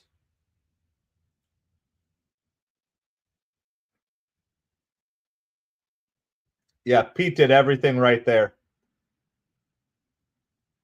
That's a great. Wow. That looks even better in slow motion. That's unfortunate. Yeah. Make a mistake. That's going to be a hit for the Diamondbacks. Yeah, Senga took the blame for that. Pete still saves an extra base hit there by far. That's a great play. It's one of the better diving plays you'll see Pete make. So leadoff runner does get on. It is Carroll who is a threat to steal. It is also Carroll who was thrown out stealing by Torrens earlier in the game. Oh, it hit off the base?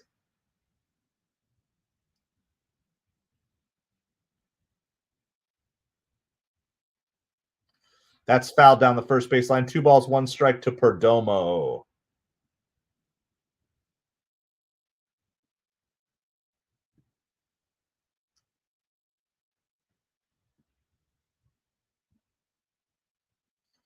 All right. Here is 2-1 pitch to Perdomo. Catches the inside corner. That was a nice pitch there.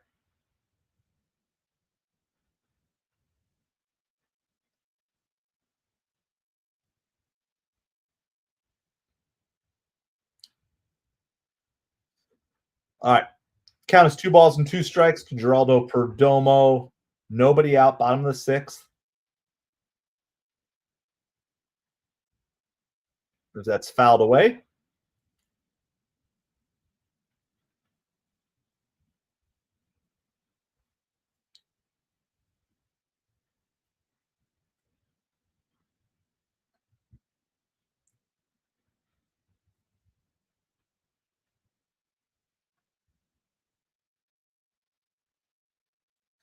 That's 3 balls and 2 strikes. So Senga had retired 8 in a row, botched the coverage on first base.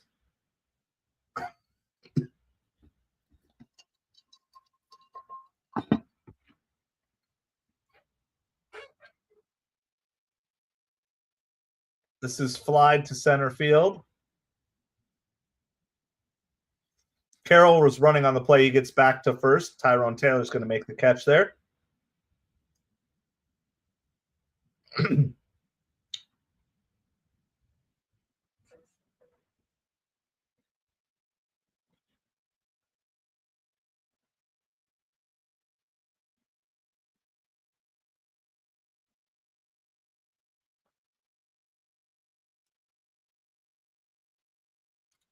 All right.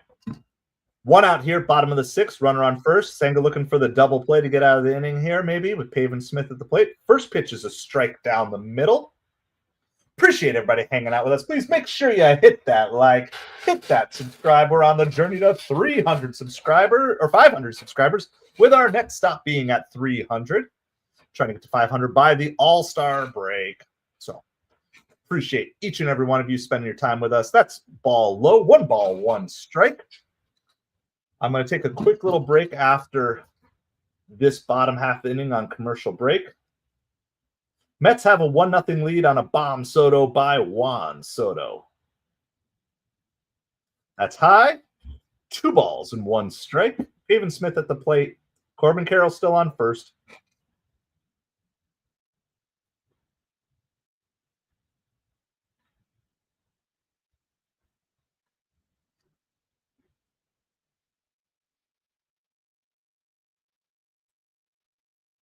There's a swing and a miss there. 2 balls and 2 strikes.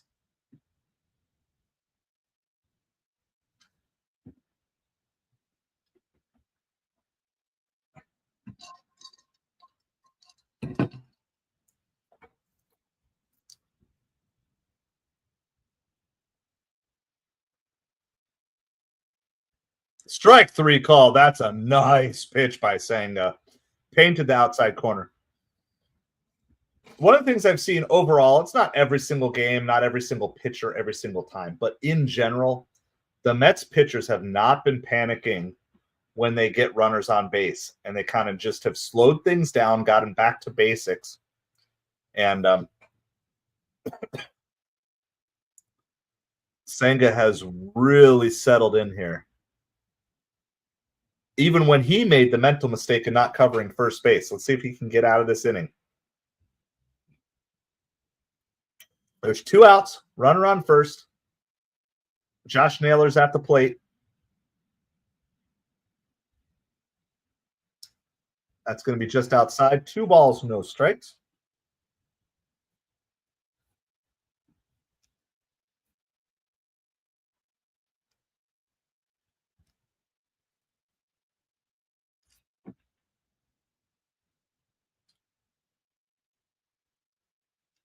Terrence Beatty Acuna due up for the Mets in the top of the 7th inning.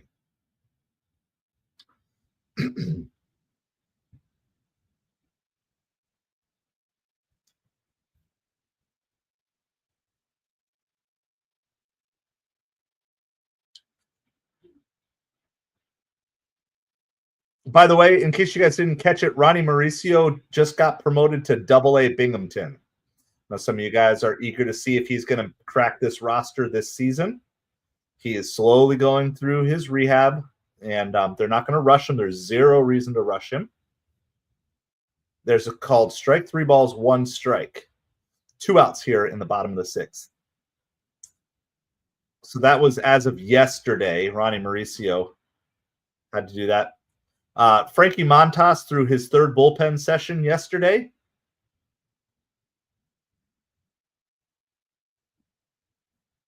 Beatty makes a great defensive play, keeping that ball from landing. Once again, why is Brett Beatty in there, even if he's not hitting the way we want? Because his defense at third base is really good. So that is going to retire the side. Brett Beatty bails out Kodai Senga after he made the mental error. And that's how you play team baseball. So the Mets defense today has been stellar outside of the 1 botch play by Kodai Senga for not covering first. Yes. So I'm going to keep running through some injury reports here. So yeah, Montas threw his 3rd bullpen session, and then he's going to need to go basically through a full spring training buildup. So you got to figure he's roughly a month away if there's no more setbacks for Montas. Okay, that's, again, my rough estimate based on what I'm seeing here. 4 to 6 weeks maybe. And again, the whole goal here is to not have a repeat injury.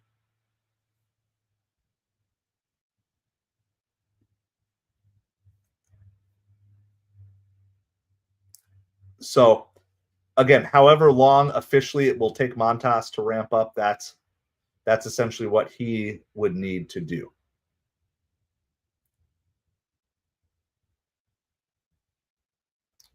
And then Sean Manaea, the most recent update from May 6th, he's throwing from 105 feet and has been increasing his intensity as of May 6th. We know Winker's going to be out, I believe, 6 to 8 weeks. AJ Minter is going to have season-ending surgery, so he is out there. Danny Young is going to have Tommy John surgery. He's out all of this season and part of 2026. Paul Blackburn, he paused his rehab assignment in late April due to illness, resumed it with 3 innings at High A Brooklyn on May 2nd. He's going to continue to stretch out. Brooks Raley re-signed with the Mets on April 29th, immediately went on the injured list. He's throwing regular bullpen sessions and slated to face live hitters some point in May. He is not eligible to come off the injured list until June 28th. So your best case scenario for Raley is like a early July, late June return, maybe roughly the All-Star break. So you're going to have to find some more arms that are going to work from there. The latest update on Jose Siri is 8 to 10 weeks as of April 12th. That's basically end of June as well.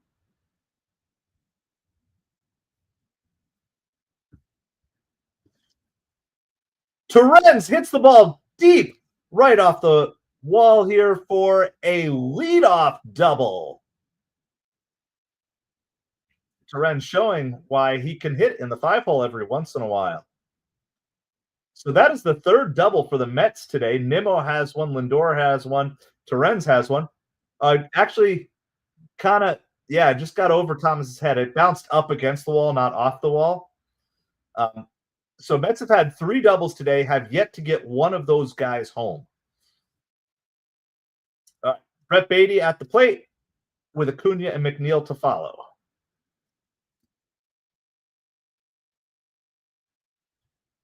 First pitch is a strike on the outside corner. No balls, 1 strike to Brett Beatty. Min panic. Max Kranick is warming up in the bullpen for the Mets here.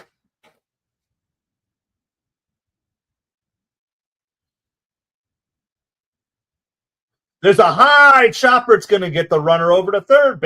Brett Beatty does his job. Torrens gets over to third. Mets have the runner on third with less than 2 outs. That is exactly what Brett Beatty needs to do. Hit the ball, chopper to the right side of the infield, move the runner up. So that's small ball. So don't be asking for a small ball, and then if the Mets do it, criticize the guys who are playing small ball. No strikeout, puts the ball in play, moves the runner up. Now, Luis Angel Acuna, all you got to do is hit a fly ball to the outfield. That's your job. Beatty did his job. Well, Torrens did his job. Beatty did his job. Acuna, now you do your job. All you got to do is sacrifice fly, get the run home. It's got to be a little deeper than normal, though. There's a line drive up the middle, and Acuna does his job. And every single hitter this inning has done what they are supposed to do. This is the type of baseball the Mets need to be playing more of. It is 2-0 Mets. And that was 100% everybody. If you think Brett Beatty didn't do his job on that at bat, you are a casual. There is 100% chance that everybody appreciates what Beatty did, which then sets it up for Acuna to do what he did, which was all set up by Luis Torrens doing what he did. And for all of the times that the Mets have not done what they needed to do with runners in scoring position, kudos to this Mets team for doing what they are supposed to do this inning. And this is all we're asking, right? I think for most Mets fans, this is all we're asking. Play team baseball. Exactly, Darren. That's it. That's all we want. I don't care about the huge power numbers, the statistics. I care about when you get the leadoff runner on second base, get him home. Do your job. Of course, Acuna is still a threat to run. There's still only 1 out. McNeil is at the plate. So once again, the job here, this is Acuna's job to try to figure out how to get to second base. He already drew 1 pickoff attempt. And this is where the Mets have the potential to turn a little inning into a big inning. That's fouled back. I don't really like McNeil swinging at that. That was a ball that was kind of out of the zone. I'd like to see McNeil there, especially on a ball kind of out of the zone. Give Acuna more pitches to see so he has a better chance to steal. You want to give him, because even great base stealers need to do that. Welch, how's it going? How are you doing? Glad that you are with us here today. So, yeah, he's trying to figure out how to get there, Jonathan. Acuna's trying to figure out how to steal second. No balls, one strike, got another disengagement. So Kelly cannot throw over again. There he goes. That's high, almost like a pitch up, but Acuna steals it easily. All right. So we are now 3 batters deep. I'm going to answer your question in just a second, Welsh. Torrens, leadoff double. Brett Beatty, ground ball to the right side that moves Torrens up to third. Acuna hits the ball up the middle to get the runner home, gets on base. Acuna steals second. Now you have another runner in scoring position with less than 2 outs. That's the second ball now McNeil has fouled off that was probably a ball. So lined into the Mets dugout, but everybody's okay. 1 ball and 2 strikes. So for the playoffs for my son's Little League, we lost game 1. We dominated game 2. And then we won game 3, but we didn't win game 3 by enough runs to get out of the inning. McNeil lays off the pitch in the dirt, 2 balls and 2 strikes. And so, woo! Carlos Mendoza almost got that line drive. And so we needed to beat the team we beat. Lindor fouls that one off. That's a good 2-strike swing there by McNeil to foul that ball away as well. So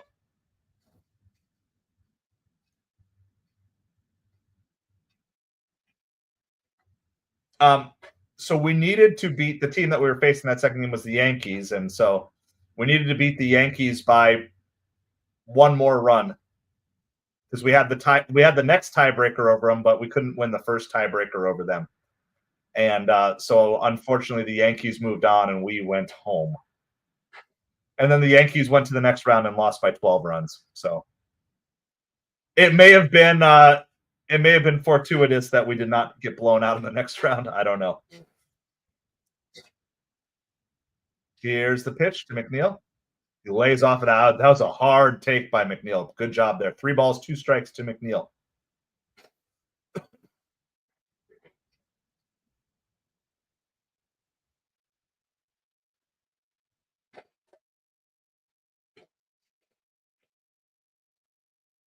$97 pitches for Kelly. McNeil's going to get that one into center field. That's going all the way to the wall. It's going to be extra bases for Jeff McNeil. He's actually turning. He's going for 3. And he's going to make it. It's a Jeff McNeil triple. And once again, every single batter has done what they're supposed to do this inning. The Diamondbacks have pulled a Carlos Mendoza and left Merrill Kelly in too long. Just hung it out over the plate. It is 3-0 New York Mets. This has been one of the best innings I've seen the Mets put together in many games, put it that way. Merrill Kelly is coming out of the game. Tyrone Taylor is coming up. So, yeah, it was a good run. So we have to wait here 8 more days to find out on All-Stars for my son. So he's kind of got a little bit of a break. Now, a couple of his friends are on a team that is still in the playoffs. And so if they make the championship game, which is on Friday, so basically they have to win tonight, then we're going to we'll watch the championship game if a couple of his friends make it to cheer them on. But otherwise, we're on a kind of a baseball hiatus for 1 more week. So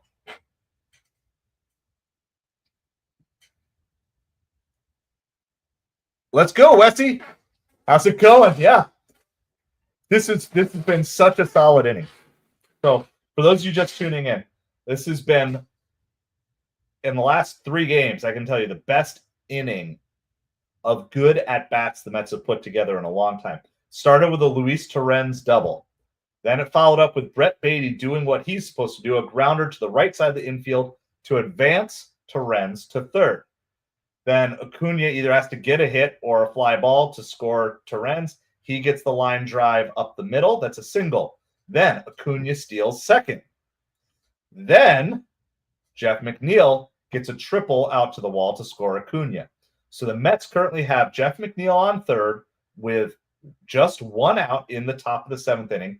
They came into the inning up 1-0. Now they're up 3-0. So let me ask you, hopefully you're following along and your baseball IQ is there. What is a perfectly good outcome for Tyrone Taylor? Hey, thank you, Wesley. I appreciate it. What is a perfectly good outcome for Tyrone Taylor here as a batter? If you're trying to look at this, what if you were coaching Tyrone Taylor, what do you want to see? Let me know. Let me know in the comments. What do you want to see Tyrone Taylor do? Azokar is coming in as the pinch runner on third base for Jeff McNeil. So you have more speed now. That's a swing and a miss by Tyrone Taylor. No balls and 2 strikes. Advance the runners, right? So you're ideally, obviously, a hit is fine. A fly ball to the outfield, a sacrifice fly, that is fine. You're looking for that here. Even potentially a hard ground ball to the right side of the infield. That's in the dirt. 1 ball, 2 strikes. Very good, Welsh. You guys know this. I'm trying not to talk down to anybody, but I want you guys to understand that this kind of really broad, this narrative that if you make an out, it's always bad, is nobody in the world of baseball thinks that way. The only people who think that way are Twitter fans. And don't be a Twitter fan. Taylor hits it to the right side, but cannot get it through the infield. And Azokar is not able to score. He has to hold at third. So now Lindor is coming up. So in this particular case, right, you could say Tyrone Taylor did not get the job done. Yeah, exactly. Like, that's what you're looking for. And guess what? It's hard to do. I'm not standing up here saying I could do it. I can't. That's why I'm sitting here talking about it. And that's why I think, and this is why you also have a team. Not every player is going to see every pitch perfectly. So now what you're hoping to see here is Lindor most likely take a ball the other way. Right? If you can drive something, that's great. But you're just kind of looking for Lindor to take a ball the other way. Just try to poke a single to the outfield and go there. Yes, exactly, Welsh. Lindor pops this out. Now he's going to fly out to end the inning. Had Tyrone Taylor been able to do that, that would have scored the run. That's why the order of things matter. So Lindor is going to be retired here, and that's going to be the end of the inning. But the Mets do score 2 on team baseball. And so I think anytime right now the Mets can put up more than 1 run in an inning, we've got to celebrate that for what it is. Because, yes, we're going to want to see some big innings eventually.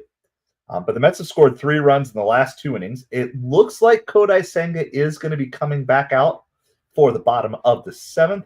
In addition, we're going to look to potentially do a raid here. So let me just refresh.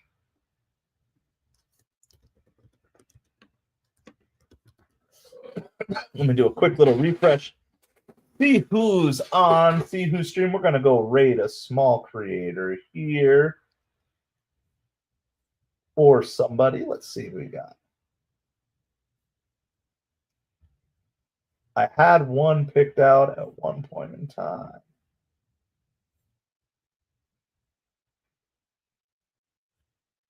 You guys want to go raid a Spanish channel today? Let me go find. Let's see. Where is it? There's that one. Where's our Spanish channel? Let me see if yep. Min Panic Max Kranick is available today, and Edwin Diaz should be available today as well.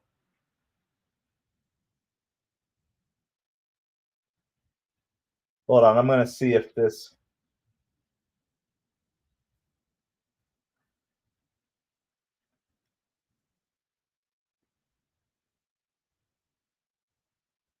Yeah, we're going to rate a Spanish channel today because we haven't done this in a while. I won't be able to understand a single thing, but we're going to go ahead rate a Spanish channel today.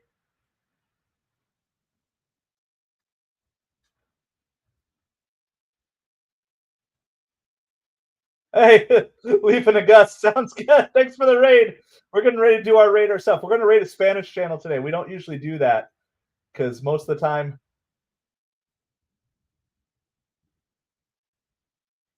First ball is a fly out to Juan Soto. Yeah, I think there's a definitely chance the Mets will trade for a second closer to pair with Diaz, so they can always have a closer ready to go every day. All right.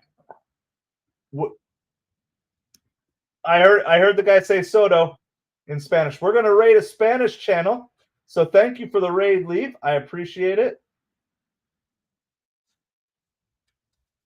All right. We're going to post the link. Give them some love. They're a pretty big channel, but we're going to give them some love anyway. This is a Met stream. This guy's got 300 people watching his stream. There's a lot more people who speak Spanish that follow the Mets on these streams than so. We'll see if anybody knows, but we're going to still share the love. Can go on in, hit the like, subscribe. So here is the link for the raid. Share the love. Be positive. If you speak Spanish, do that as well. Yeah. Hey, Juan, I'm sure having Soto on the Mets is going to increase viewership of the Spanish-speaking population for sure, too. And I mean, good job to these guys. I mean, they put in good work to build this much of a fan base. So, which shows that, hey, you've always got the opportunity, even if you speak another language. So I don't know if anyone there's going to understand this or not, but we're still going to share the creator love. There you, I see you, Jonathan. I appreciate it, Wessie. We can do it's a cross-cultural raid. So unless he says MetropoliFins, then I'm not going to understand. There's another out to Juan Soto. It's 2 outs in the bottom of the 7th. By the way, it is Min Panic Max Kranick. So Kodai Senga's line for the day is done. It looks better than it felt because the second half of the day was better for Senga than the first half. But in the end, it's still going to lower his ERA. 6 innings pitched, 2 hits, 5 walks. That tied a career high. So that's not the good part. 4 strikeouts brings his ERA for the season down to 1.16.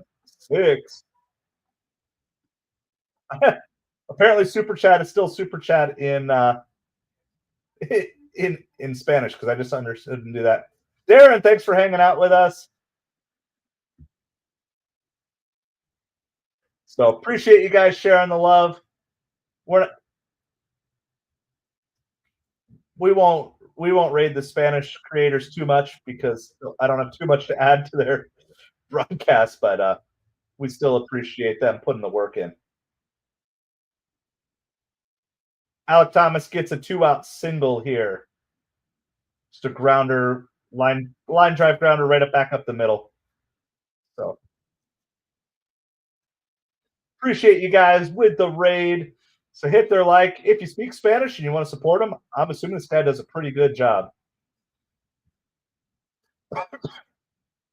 So that is our raid for the day. And of course, Leaf and August, thank you for the raid, even if it is one person. Always appreciated here.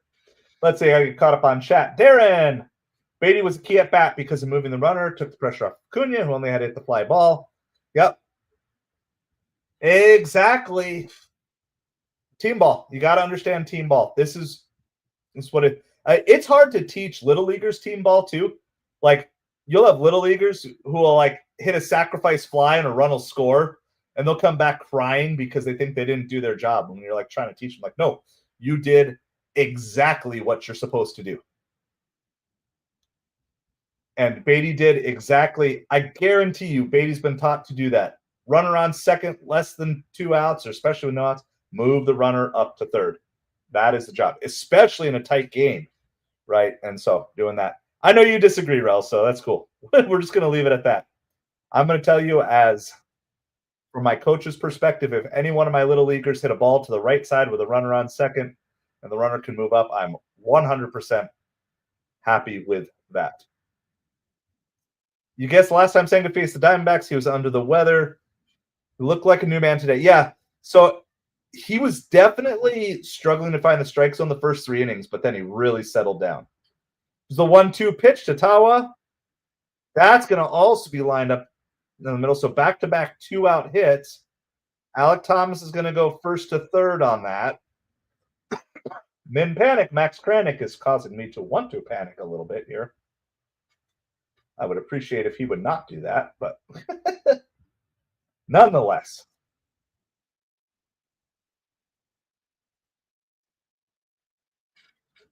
That's kind of a flat pitch there. Ketel Marte is the pinch hitter here. It's a nice bat to have coming in off your bench for the Diamondbacks here.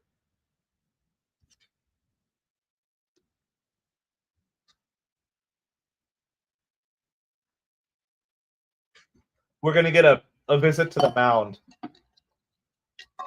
We're going to take a little pause in the action. Jeremy Hefner is going to come out. Talk to Min Panic. Ketel Marte was 0 for 5 last night, but that means nothing today. It's a new game and a new day.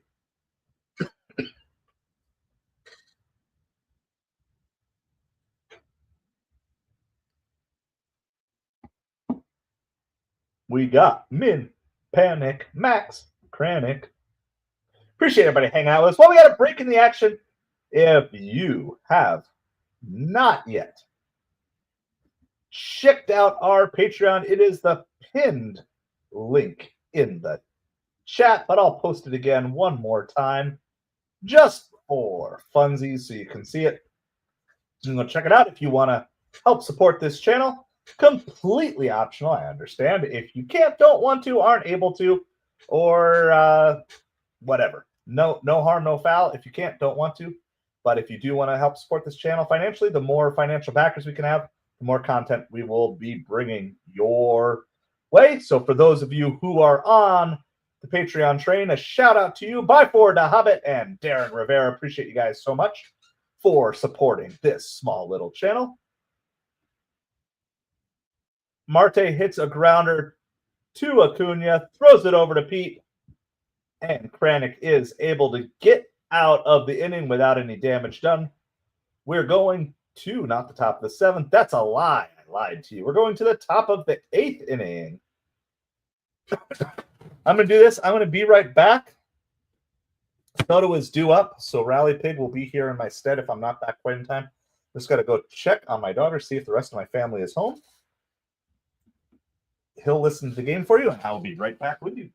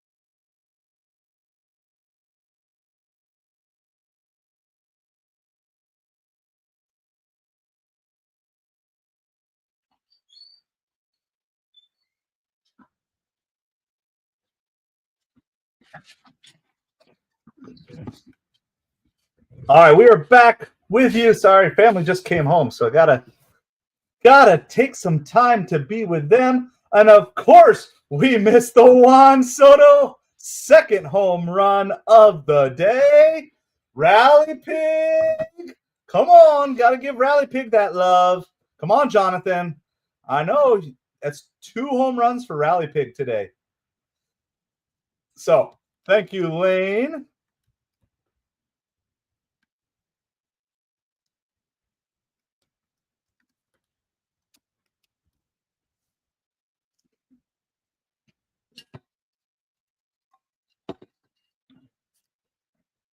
So it is 4-0, by the way, as we are now here in the top of the 8th.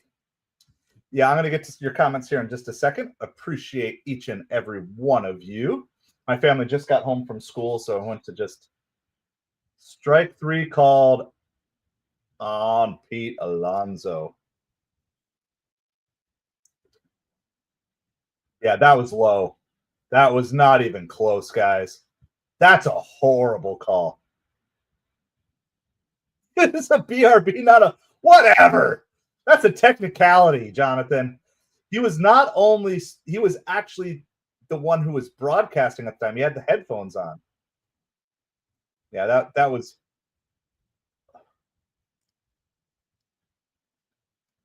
a bad pitch. Nimmo's at the plate now. 1 out. He was out there because Soto was coming up this inning. Come on, Jonathan. Ugh. You like Rally Pig just as much as D-Rails likes Brett Beatty. Am I doing Mets Friday night at Citi Field? What time is that game? Probably. Well, okay, so that's going to be a depends. So it depends on if my son's friend's team.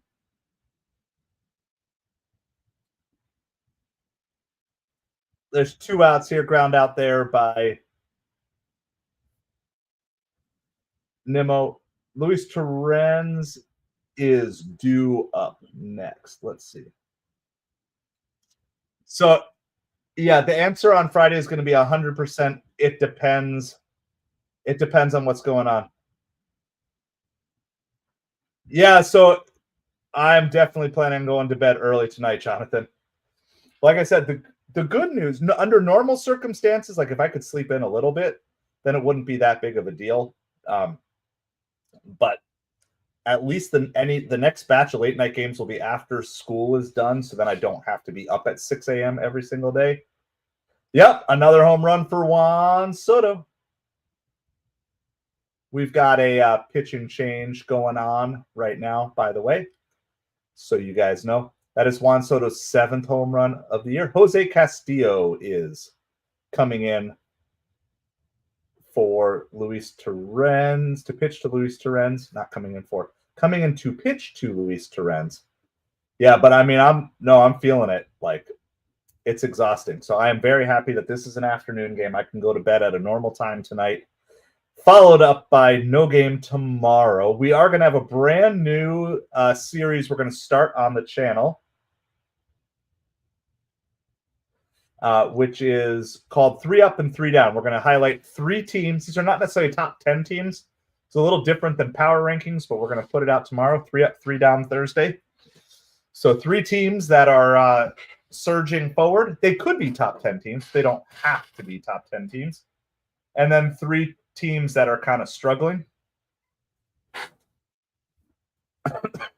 So Torrens is going to stay in the game. There's always a chance that you could bring Alvarez in here, but I think the Mets want to give him the full day of rest if they can. First pitch to Torrens is a ball. Castillo was, let's see. I can check that up. Jose Castillo, at least what I'm seeing here, it looks like he was only ever with the Padres. His nickname is Big Dude. Big Dude.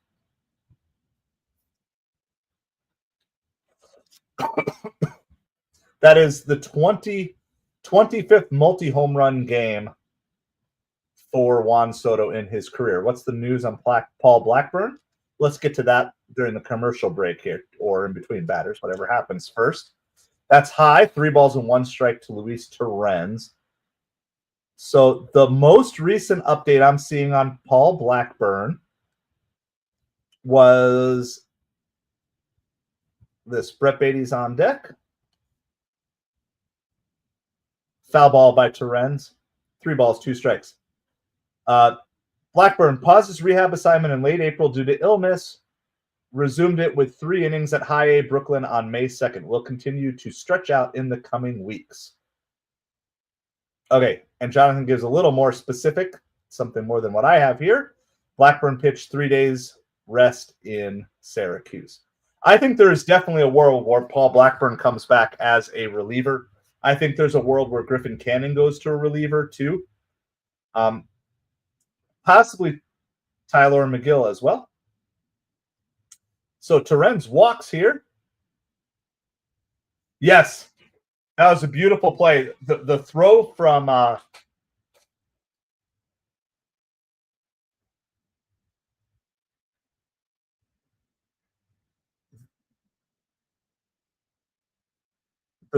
Taylor to Lindor, and then the relay from Lindor to home was great. First pitch to Brett Beatty is a ball inside.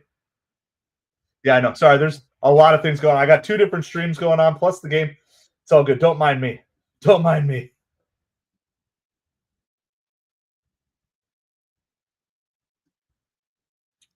That's a strike. 1 ball, 1 strike to Beatty here.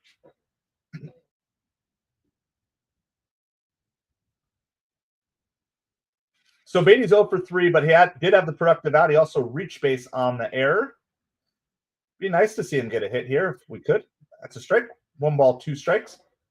But again, Brett Beatty is here as much for his defense as possible. No, Wesley, this is the whole point of the program, though. I don't want it to just be a mere radio broadcast because that's not what this is supposed to be. We want it to be interactive. So don't mind me.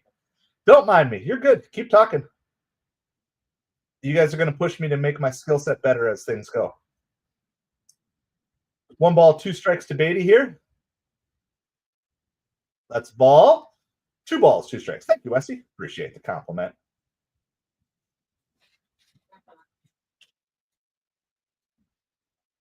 Yeah, the Mets had a really good, productive 7th inning, sandwiched by home runs by Soto in the 6th and the 8th. That's how they have the 4-0 lead here today. I wonder if you're still going to see Diaz today. Good take there by Beatty. Full count, 3 balls, 2 strikes. So Castillo comes in, walks Torrens, and now in danger of walking Beatty with the very dangerous Luis Angel Acuna on deck. Daniel Berry, how's it going?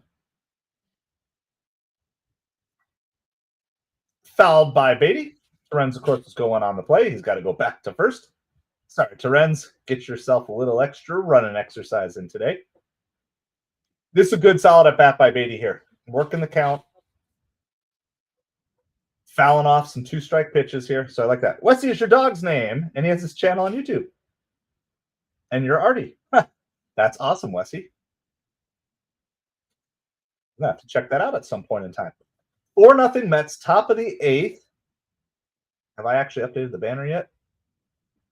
There's a grounder to second base, and Beatty's going to be retired at first, and that's going to retire Beatty in the inning.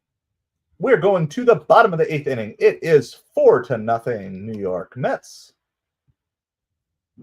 Mets have to find 6 more outs to get out of here with a series win. It will feel a whole lot better for this Mets team. They could take 2 out of 3 in Arizona. This Arizona team, they got off to a rough start. They are not a bad team. I think this Diamondbacks team they have the look of a team that will be in the playoff hunt all season. Unfortunately for them, so did the Giants and the Padres and the Dodgers. It's going to be brutal, but I can see if, I mean, there's definitely a chance that all 3 of those teams, all 3 wild card teams could come from the West. I think it's more likely that they'll get 2, but the longer the season we go, where the Giants and the Padres and the Dodgers all stay at the top, I think the harder it's going to be for any division to get more than 1 wild card outside of the West.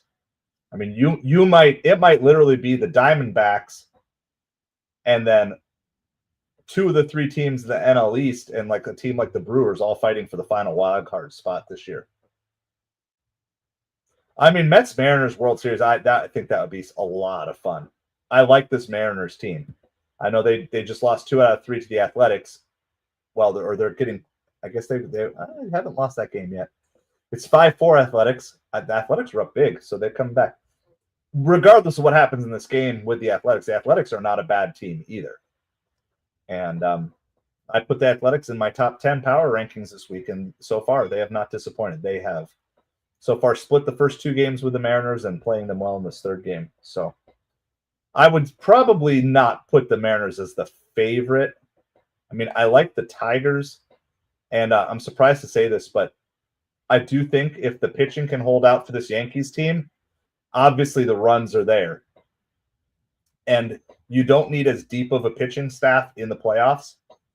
So I do like Corbin Carroll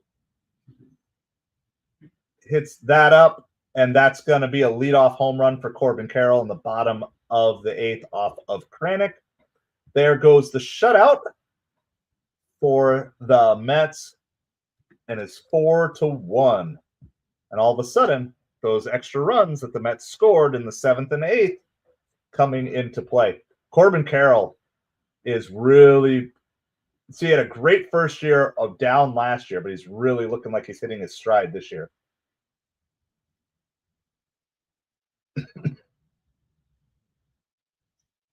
The Dodgers have their flaws in that team too. Their depth is definitely struggling a little bit, but the power they have in that lineup 1 through 9 is really good. But injuries and a whole bunch of other things can change things very quickly. So nice first pitch by Kranick there. Come back with the curveball for a strike. No balls, 1 strike. Bottom of the 8th.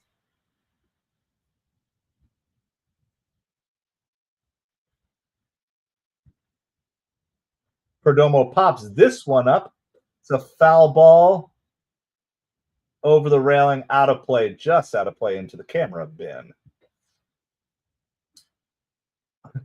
So Soto has 2 home runs today. He has the 2 hardest hit balls today, but those were not his home run. One of them was, but the other one was not. In the first inning, he had a 110-mile-an-hour line out. I mean, look, the consistency for Soto is not quite there yet, but we are on May 7th, and Soto's had 2 multi-home run games in May. I think you're getting to the point where maybe you can say the real Soto is starting to show up. And just watch, his average keeps creeping up more and more. Yep, Darren, that's another huge part that why it was so important to get out of last inning so Corbin Carroll comes up as a leadoff hitter with nobody on. I agree. That's inside on Perdomo. 1 ball, 2 strikes. Savage Batman, how's it going? Appreciate you being here today. Appreciate everybody being here today. And as you come in, make sure you hit that like, hit that subscribe. That's another foul back. This is good at bat by Perdomo here. All right, Jonathan's predicting the NL West winner to be the Padres, followed by the Giants, followed by the Diamondbacks, followed by the Dodgers and the Rockies. Wild card, Giants, Diamondbacks, Phillies. I still have less faith in the Giants than any of the teams in the NL West. But I keep watching. I'm open to changing my opinion because every time I think the Giants are going to kind of take that step backwards, they take a step forward. And I'm going to tell you, winning 2 out of 3 against the Cubs. That's a great diving stop by Beatty to keep it from extra bases, but that it's going to be an infield hit. Yeah, well, I'll tell you what. If Jacob deGrom comes back in full deGrom mode, how's it going, Steve? I don't know why Rally Pick is still out here. He's just so happy celebrating Soto's 2 home runs. He never went away. But if vintage deGrom comes back and he's looked good, look at his last couple of starts, then it would be very interesting to see what the Rangers can do. Today, last year, you drank soda for the last time. Well, congrats on 1 year of being soda-free. You don't want deGrom to return. You want Bassett back. I've always wanted Zach Wheeler back. He's the one I've always wanted back. Oh, yeah, and I'm not saying I want deGrom back for the Mets. I'm just saying Darryl Strawberry still rules. You better believe it. Better believe it, Steve. It's 4-1 Mets in the bottom of the 8th. 1 year. Oh, 1 year tomorrow. Got it. 1 year tomorrow. Got it. Well, congrats on that, Savage Batman. That's an awesome to make that commitment and follow through with that. I do have soda right now, but it's actually not really true soda in the sense it's carbonated water with real lemon and real lime juice. So it's like Sprite, but just 100% natural.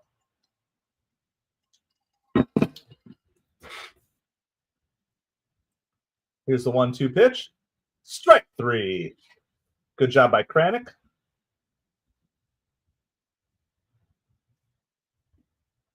You like Liquid Death? See, I've never had that. So I've seen it. I've shopped it for other people, but I've never had it myself. That was a really good pitch. Huascar Brazaban is coming in for Min Panic. Max Kranick. Josh Naylor's coming to place. We're going to have a pitching change. All right, this is the perfect time for the last time of the day. Last time of the day to let you guys know about the brand new Patreon that we have up and rolling. Just keep your language family friendly, please, Steve. The San Pellegrino. Yeah, if you're not used to carbonated water, it's an acquired taste. I've kind of acquired it now, but I remember not liking it at all at first. Slaughterberry. I mean, that sounds like something that would come with Liquid Death. So yesterday we launched our brand new Patreon, and there is zero pressure on each and every one of you. But if you do want to financially support the channel, we'll post the link in the chat. It's also pinned, but we'll post it one more time for you. You can go check it out during this commercial break or some other time that you want. If you are not in the position to, don't feel any pressure whatsoever. But I'm just trying to build a small group of people who want to support this channel, help slowly increase the tech that we can build on this channel, as well as just the amount of times I can stream. So a lot of my streaming is based on the fact that I still have to get work done.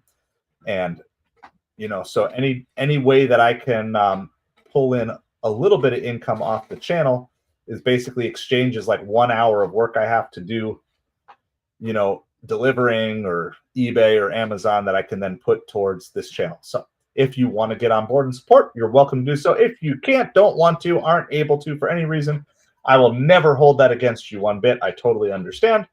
But there's the opportunity. So there's the link. It's posted in the chat, pinned in the chat if you want to check it out.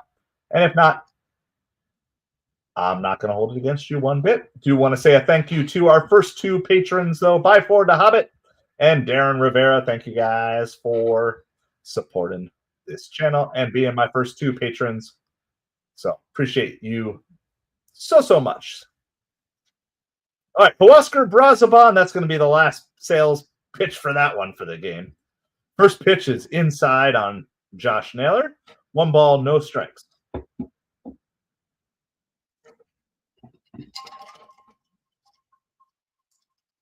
We've got a little bit of a battle for the rock-solid relief performance of the day.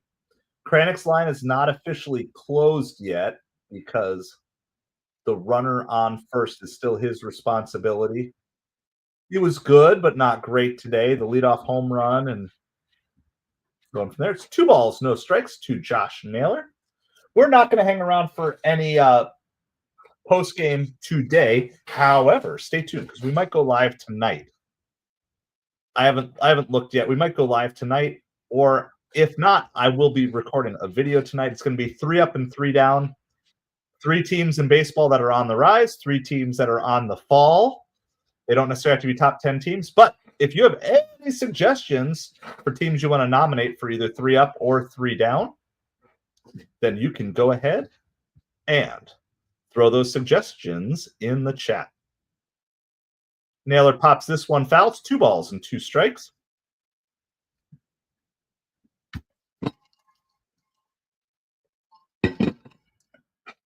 So there is no Mets game tomorrow. The Red Sox, for being up, what's their record over like the last week and a half? What is their record? We can take a look at that really quick.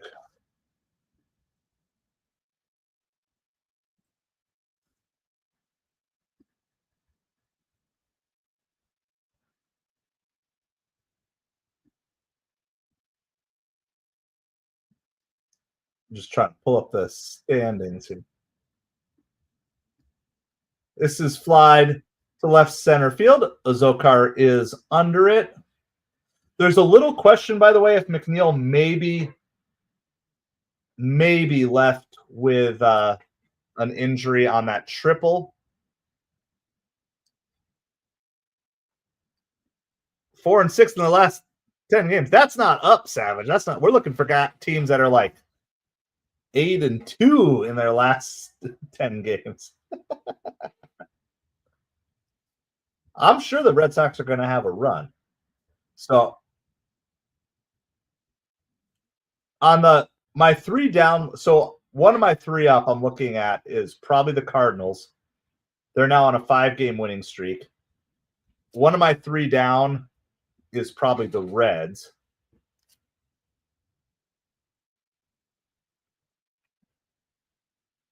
Well, it might be better than last year, but we're not comparing to last year. We're comparing to the major league this season. Giants up, yeah. I think the Giants taking 2 out of 3 from Chicago in Chicago is very impressive. I think that's a good choice, Casey. Just trying to look for other teams. I mean, let's see. Did we get a final score on that Mariners Athletics game yet? Mariners took the lead in the top of the 8th. So if the Athletics could somehow pull that off, Perdomo gets back safely on a back pick play by Torrens. Snowballs, 2 strikes. Actually, 1 ball, 2 strikes to Eugenio Suarez here. It's a good idea by Torrens there.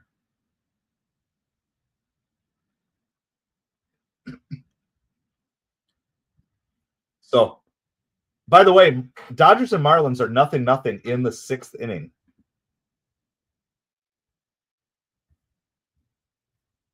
Struck him out. Brazoban kicked him out there. Good job by Brazoban. We'll see if he comes out for the 9th or not, but we are going to the top of the 9th. Oops, I didn't even have that up right. We're going to go to the top of the 9th. It is, well, there we go. That should be right now. Mets 4, Diamondbacks 1, going to the top of the 9th. So 1 run on the Corbin Carroll home run, but like we said, well, that could be another series for sure, Savage.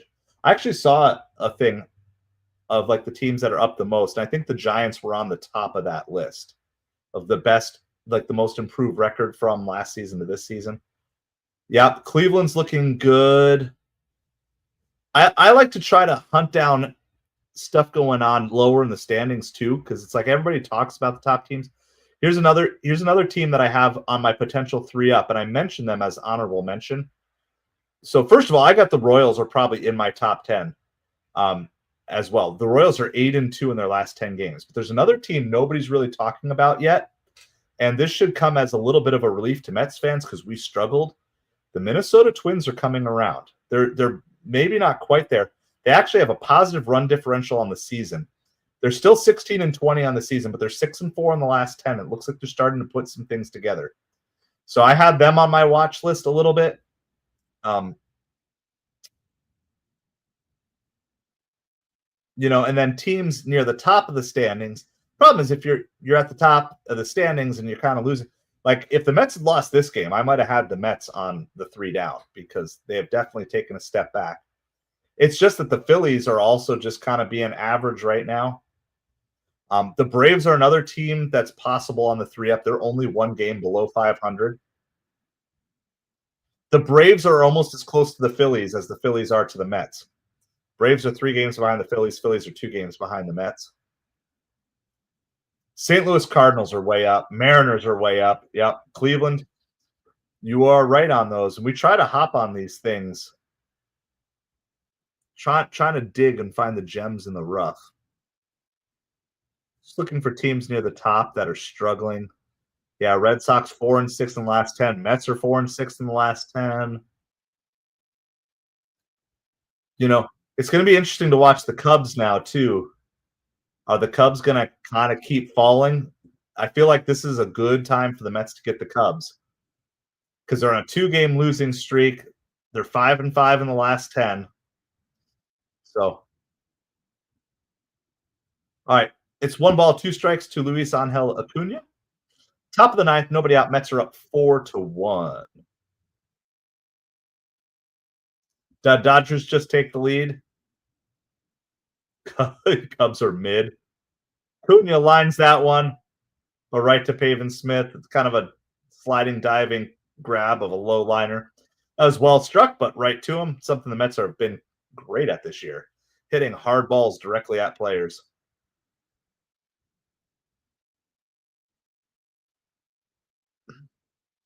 So this would be one of the days that if you look at Acuna's stat line too, it doesn't look the greatest. 1 for 4, 2 left on base, and a strikeout. But he had the key single. That last at bat looked good. I'm telling you, Acuna should be the everyday starter at second base for the Mets. And if it's true that McNeil has an injury that's going to keep him out for a couple of days, well, expect to see more Azokar in the outfield and see Acuna as the everyday second baseman.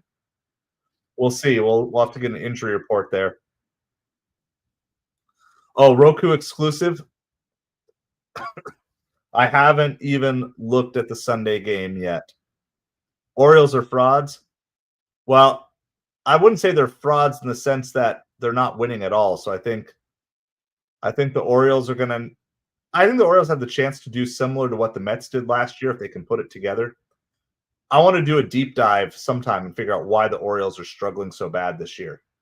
Because I haven't studied – like, I'm a big fan of that team as a whole, but I'd love to figure out what's failing them, if it's the pitching, if it's the hitting.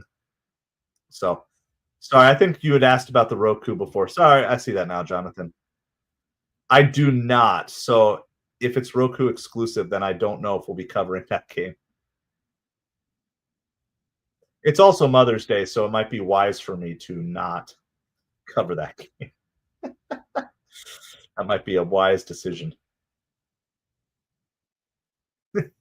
That sounds like a great idea for a Red Sox streamer.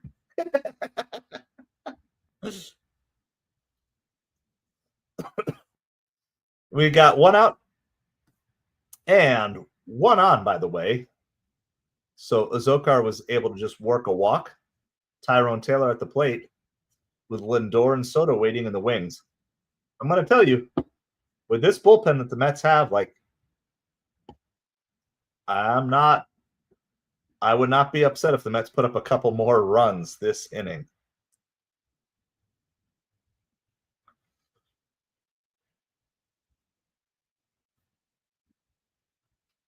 From someone who isn't a Red Sox fan. Well, tell the Red Sox to go 8-2 out of 10 instead of 4-6.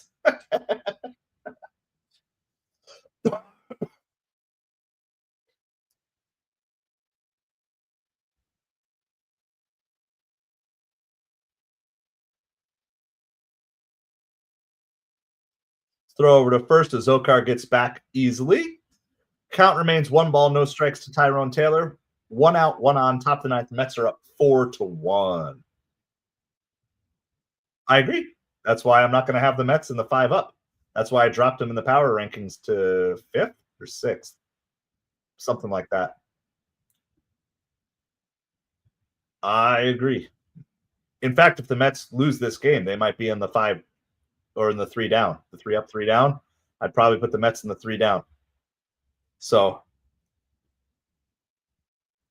the Zokar steal in, and he is able to steal the base. So the Mets get a runner to second in scoring position. Yeah, exactly. That might be a long-term investment into the channel. Is, maybe the best Mother's Day thing would just be do like a family thing and then take the kids somewhere so she can have a quiet team.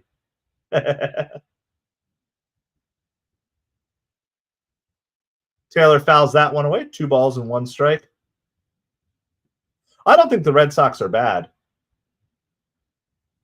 Right now, ooh, had he been able to catch that ball, Zokar might have been safe. Is that actually?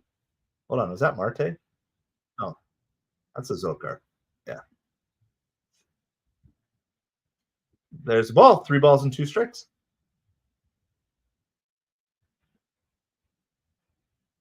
Stanek and Diaz are both up in the bullpen. If the Mets score, it's probably Stanek. If they don't, it's probably Diaz. I did not. So, KC, that's another video that I could possibly do, too. Breakdown of the Dolphins' schedule. It's another foul ball. It's good at bat by Tyrone Taylor. Seeing a lot of pitches here. Castillo's up to 28 pitches already. What is the Red Sox? Yeah, 18 and 19. It's not a bad team. It's just an average team right now. The hard part, again, is just going to be, and there's a walk by Tyrone Taylor. Great job. I wonder if Castillo's coming out because not going to come out yet, but we're going to have a pitching change. Yes, I saw that. I saw George Pickens got traded to the Steelers.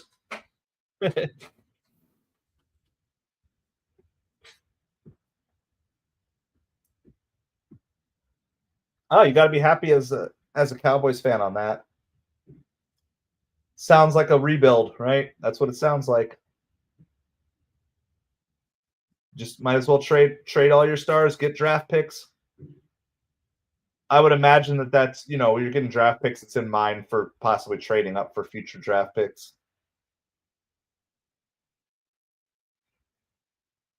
A third and a 6 sounds about right to me.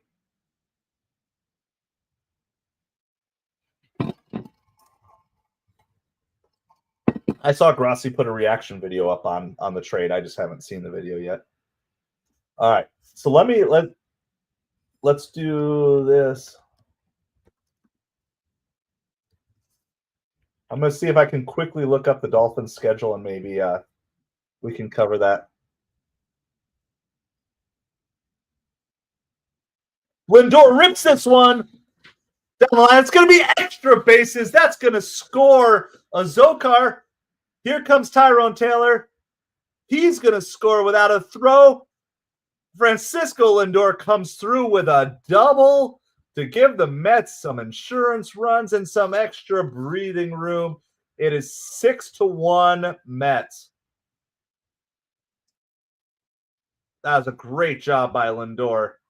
Went right after the first pitch. Knowing he's been struggling, wants to get ahead in the count after walking so many. Tyrone Taylor pauses just a little bit. As soon as he sees it's going to fall in, he is all in. He scores from first without a throw. Lindor gets. Then Lindor steals second. Soto steps out as the pitch is coming. Lindor steals third. So Soto just steps out, doesn't even worry about it, gives up the strike. So Lindor can do it. So now with 1 out, Lindor is on third. Soto is at the plate. By the way, we got to get Rally Pig out since Soto's up. Well, I'm trying to see if I can find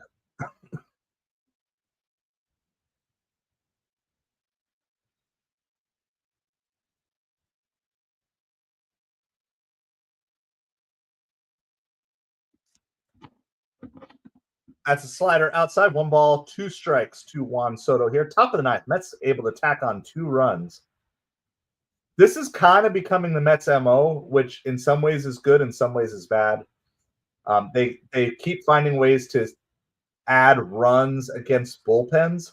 Mets seem to be really good against other teams' bullpens, but really struggle to get out to leads against starters. So the good news of that is it means you're never out of game. The bad news is it means in a lot of games you're ending up fighting from behind. But the Mets are doing it again today. All 6 runs have been scored from the 6th inning and beyond. That's high. 2 balls, 2 strikes to Soto.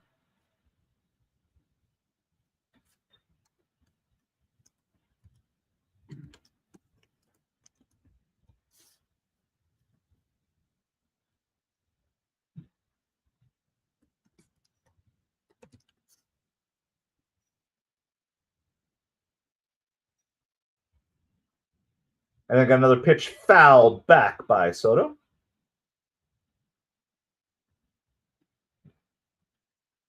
The Mets have been really patient, too, with Castillo. Checks the swing. Does not go. 3 balls and 2 strikes. Soto trying to help the umpire. All right.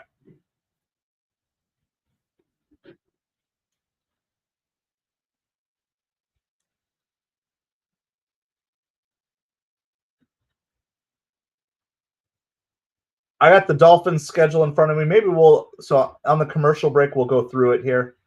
It's not the full schedule. It's just the home and the away opponents, as Casey is saying. So Soto drives this one out to left field. That should score Francisco Lindor, and he does score. So it's 7-1. Great job by Soto there. Wow, my goodness. Getting Soto and Lindor confused. Great job by Soto to get the sacrifice fly. Again, that is a great out. That's exactly what you want. The Mets are now up 7-1.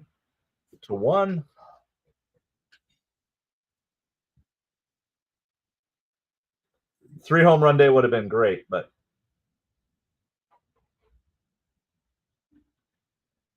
yeah, the Mets score less than 3, or Mendoza will use Stanek at the disco. Yep.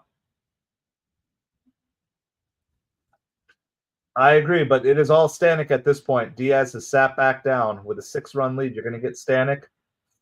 Diaz will be there to bail him out if he needs to. It appears to me that the goal of the Mets is to turn Stanek into a second closer option. I'm not saying I agree with that, but I also don't have access to all the metrics and all the information that the Mets do.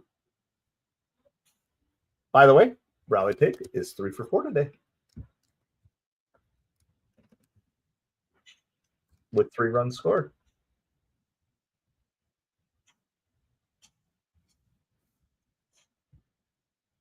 And Pete goes down swinging there, and that's going to retire the Mets here. Soto 3 home run day. I think we're going to get one this year. What was the score prediction you had at the beginning, Jonathan? Hold on. It came later than what we were hoping, but let me go back to the beginning because I know you. All right, Jonathan predicted a final score of 9-2. Mets don't quite get to 9, but they get to 7. The Diamondbacks have not gotten to 2. Yeah, so you're not far off. You were right on. I was thinking the Mets were going to score more early. That was maybe the part of the narrative of the game that I had wrong. But all right, we're going to run quickly through the home and away opponents of the Miami Dolphins. And maybe we'll do that tonight. Maybe we'll just do a football Wednesday night thing. I don't know. What do you guys want to do? You guys want to talk football, baseball later tonight? I got to do a little bit of work. I got to do some eBay work and stuff too. So you guys let me know if you care. All right. These are the Miami Dolphins home opponents. Of course, some of them are the same every year. The Bills, Patriots, Jets. You want to do some football tonight, Savage? In addition, the rest of the Dolphins home opponents, the Ravens, they'll lose that game. The Bengals, they'll lose that game. They'll probably lose both games to the Bills. So that's 4 losses. The Saints, we should be able to win. Buccaneers, we should be able to win. We'll lose to the Chargers. We'll lose to the Commanders. That's 6 losses already. All right, and then, of course, the Bills, Patriots, Jets. We're going to lose one of the games to the Patriots, one of the games to the Jets. I have us up to 8 losses.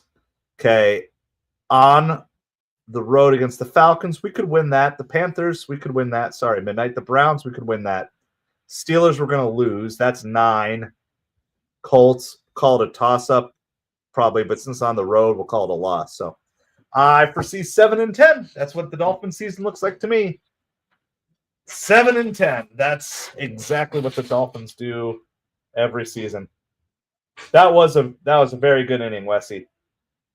So Soto's 2 home runs are great, but there were 2 really good innings for approach at the plate, which is the 7th and the 9th for the Mets. So going 7-1, Mets over the Diamondbacks, bottom of the 9th. If Stanek is ineffective after 3 batters, it can go to Diaz with a 3-run lead. You're watching Yanks and Knicks tonight.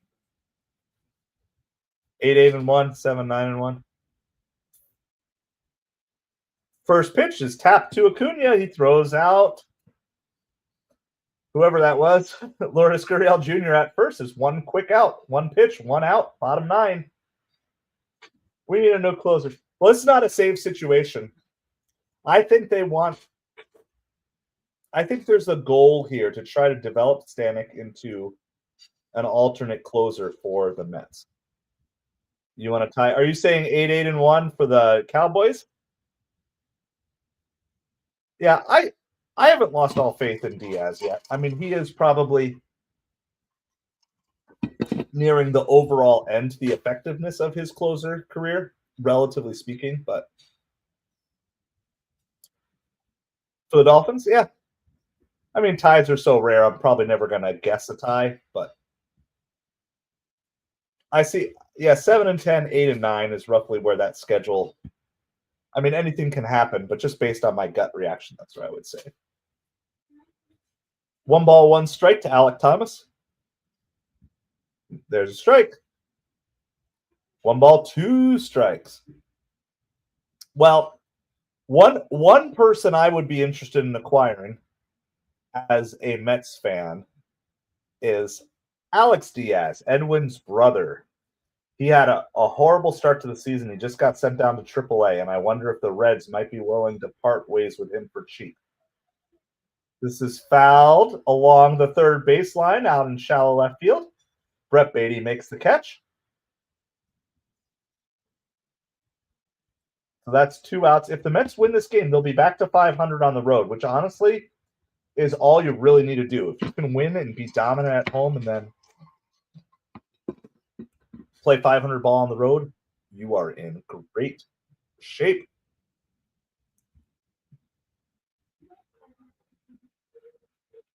Gabriel Moreno is coming in as the pinch hitter here in the bottom of the 9th. 2 outs. Ryan Stanek having a good inning here. Washington's winning the NFC East. It's good. Oh, that's a nice pitch. No balls and 2 strikes. Coming from a Cowboys fan. Think Beatty's going to crush the Cubs, Wessie? I think this Cubs series is a great opportunity for the Mets to catch a team that's just a little bit down. With this Mets team that's trying to get back on a roll. 1 hopper fielded by Acuna. Wide throw, but Pete's able to catch it. And that game is over. The Mets win. They take the series. They get back to 500 for the season against the Diamondbacks. They get back to 500 for the season on the road. They continue to maintain a 2.5 game lead. I appreciate, in Wrigley Field, when it starts to warm up, it's a fun place to hit. I appreciate each and every one of you. As always, thank you to every one of you subscribing, watching. We got the Mets with the win. Hold on, let me put the banner up. Mets win. No Mets game tomorrow, so you get a day off from your panic and heart attacks. So that's good. We can just enjoy it a little bit. You are welcome, Jonathan and Darren. Thank you to all the subscribers, everybody hanging out with us today. Special thank you to the Patreons, Darren Rivera and Pfeiffer the Hobbit. Appreciate you so much. Thank you for supporting this channel in any and every way. Every like, every comment, every subscribe, every Patreon. You are all so much appreciated. We'll do something tonight. I don't know what it's going to be yet. It might be football. It might be baseball. And be looking, we got a brand new series debuting tomorrow. 3 up and 3 down. 3 teams on the rise, 3 teams on the fall in Major League Baseball. So that's what we've got. The Mets win. Oh, we got to give rock solid relief performance. We're going to give it to Ryan Stanek.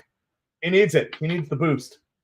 So Ryan Stanek's going to get the rock solid relief performance for a 1-2-3 inning. You could also give it to Oscar Brazaban, but Stanek needs it right now.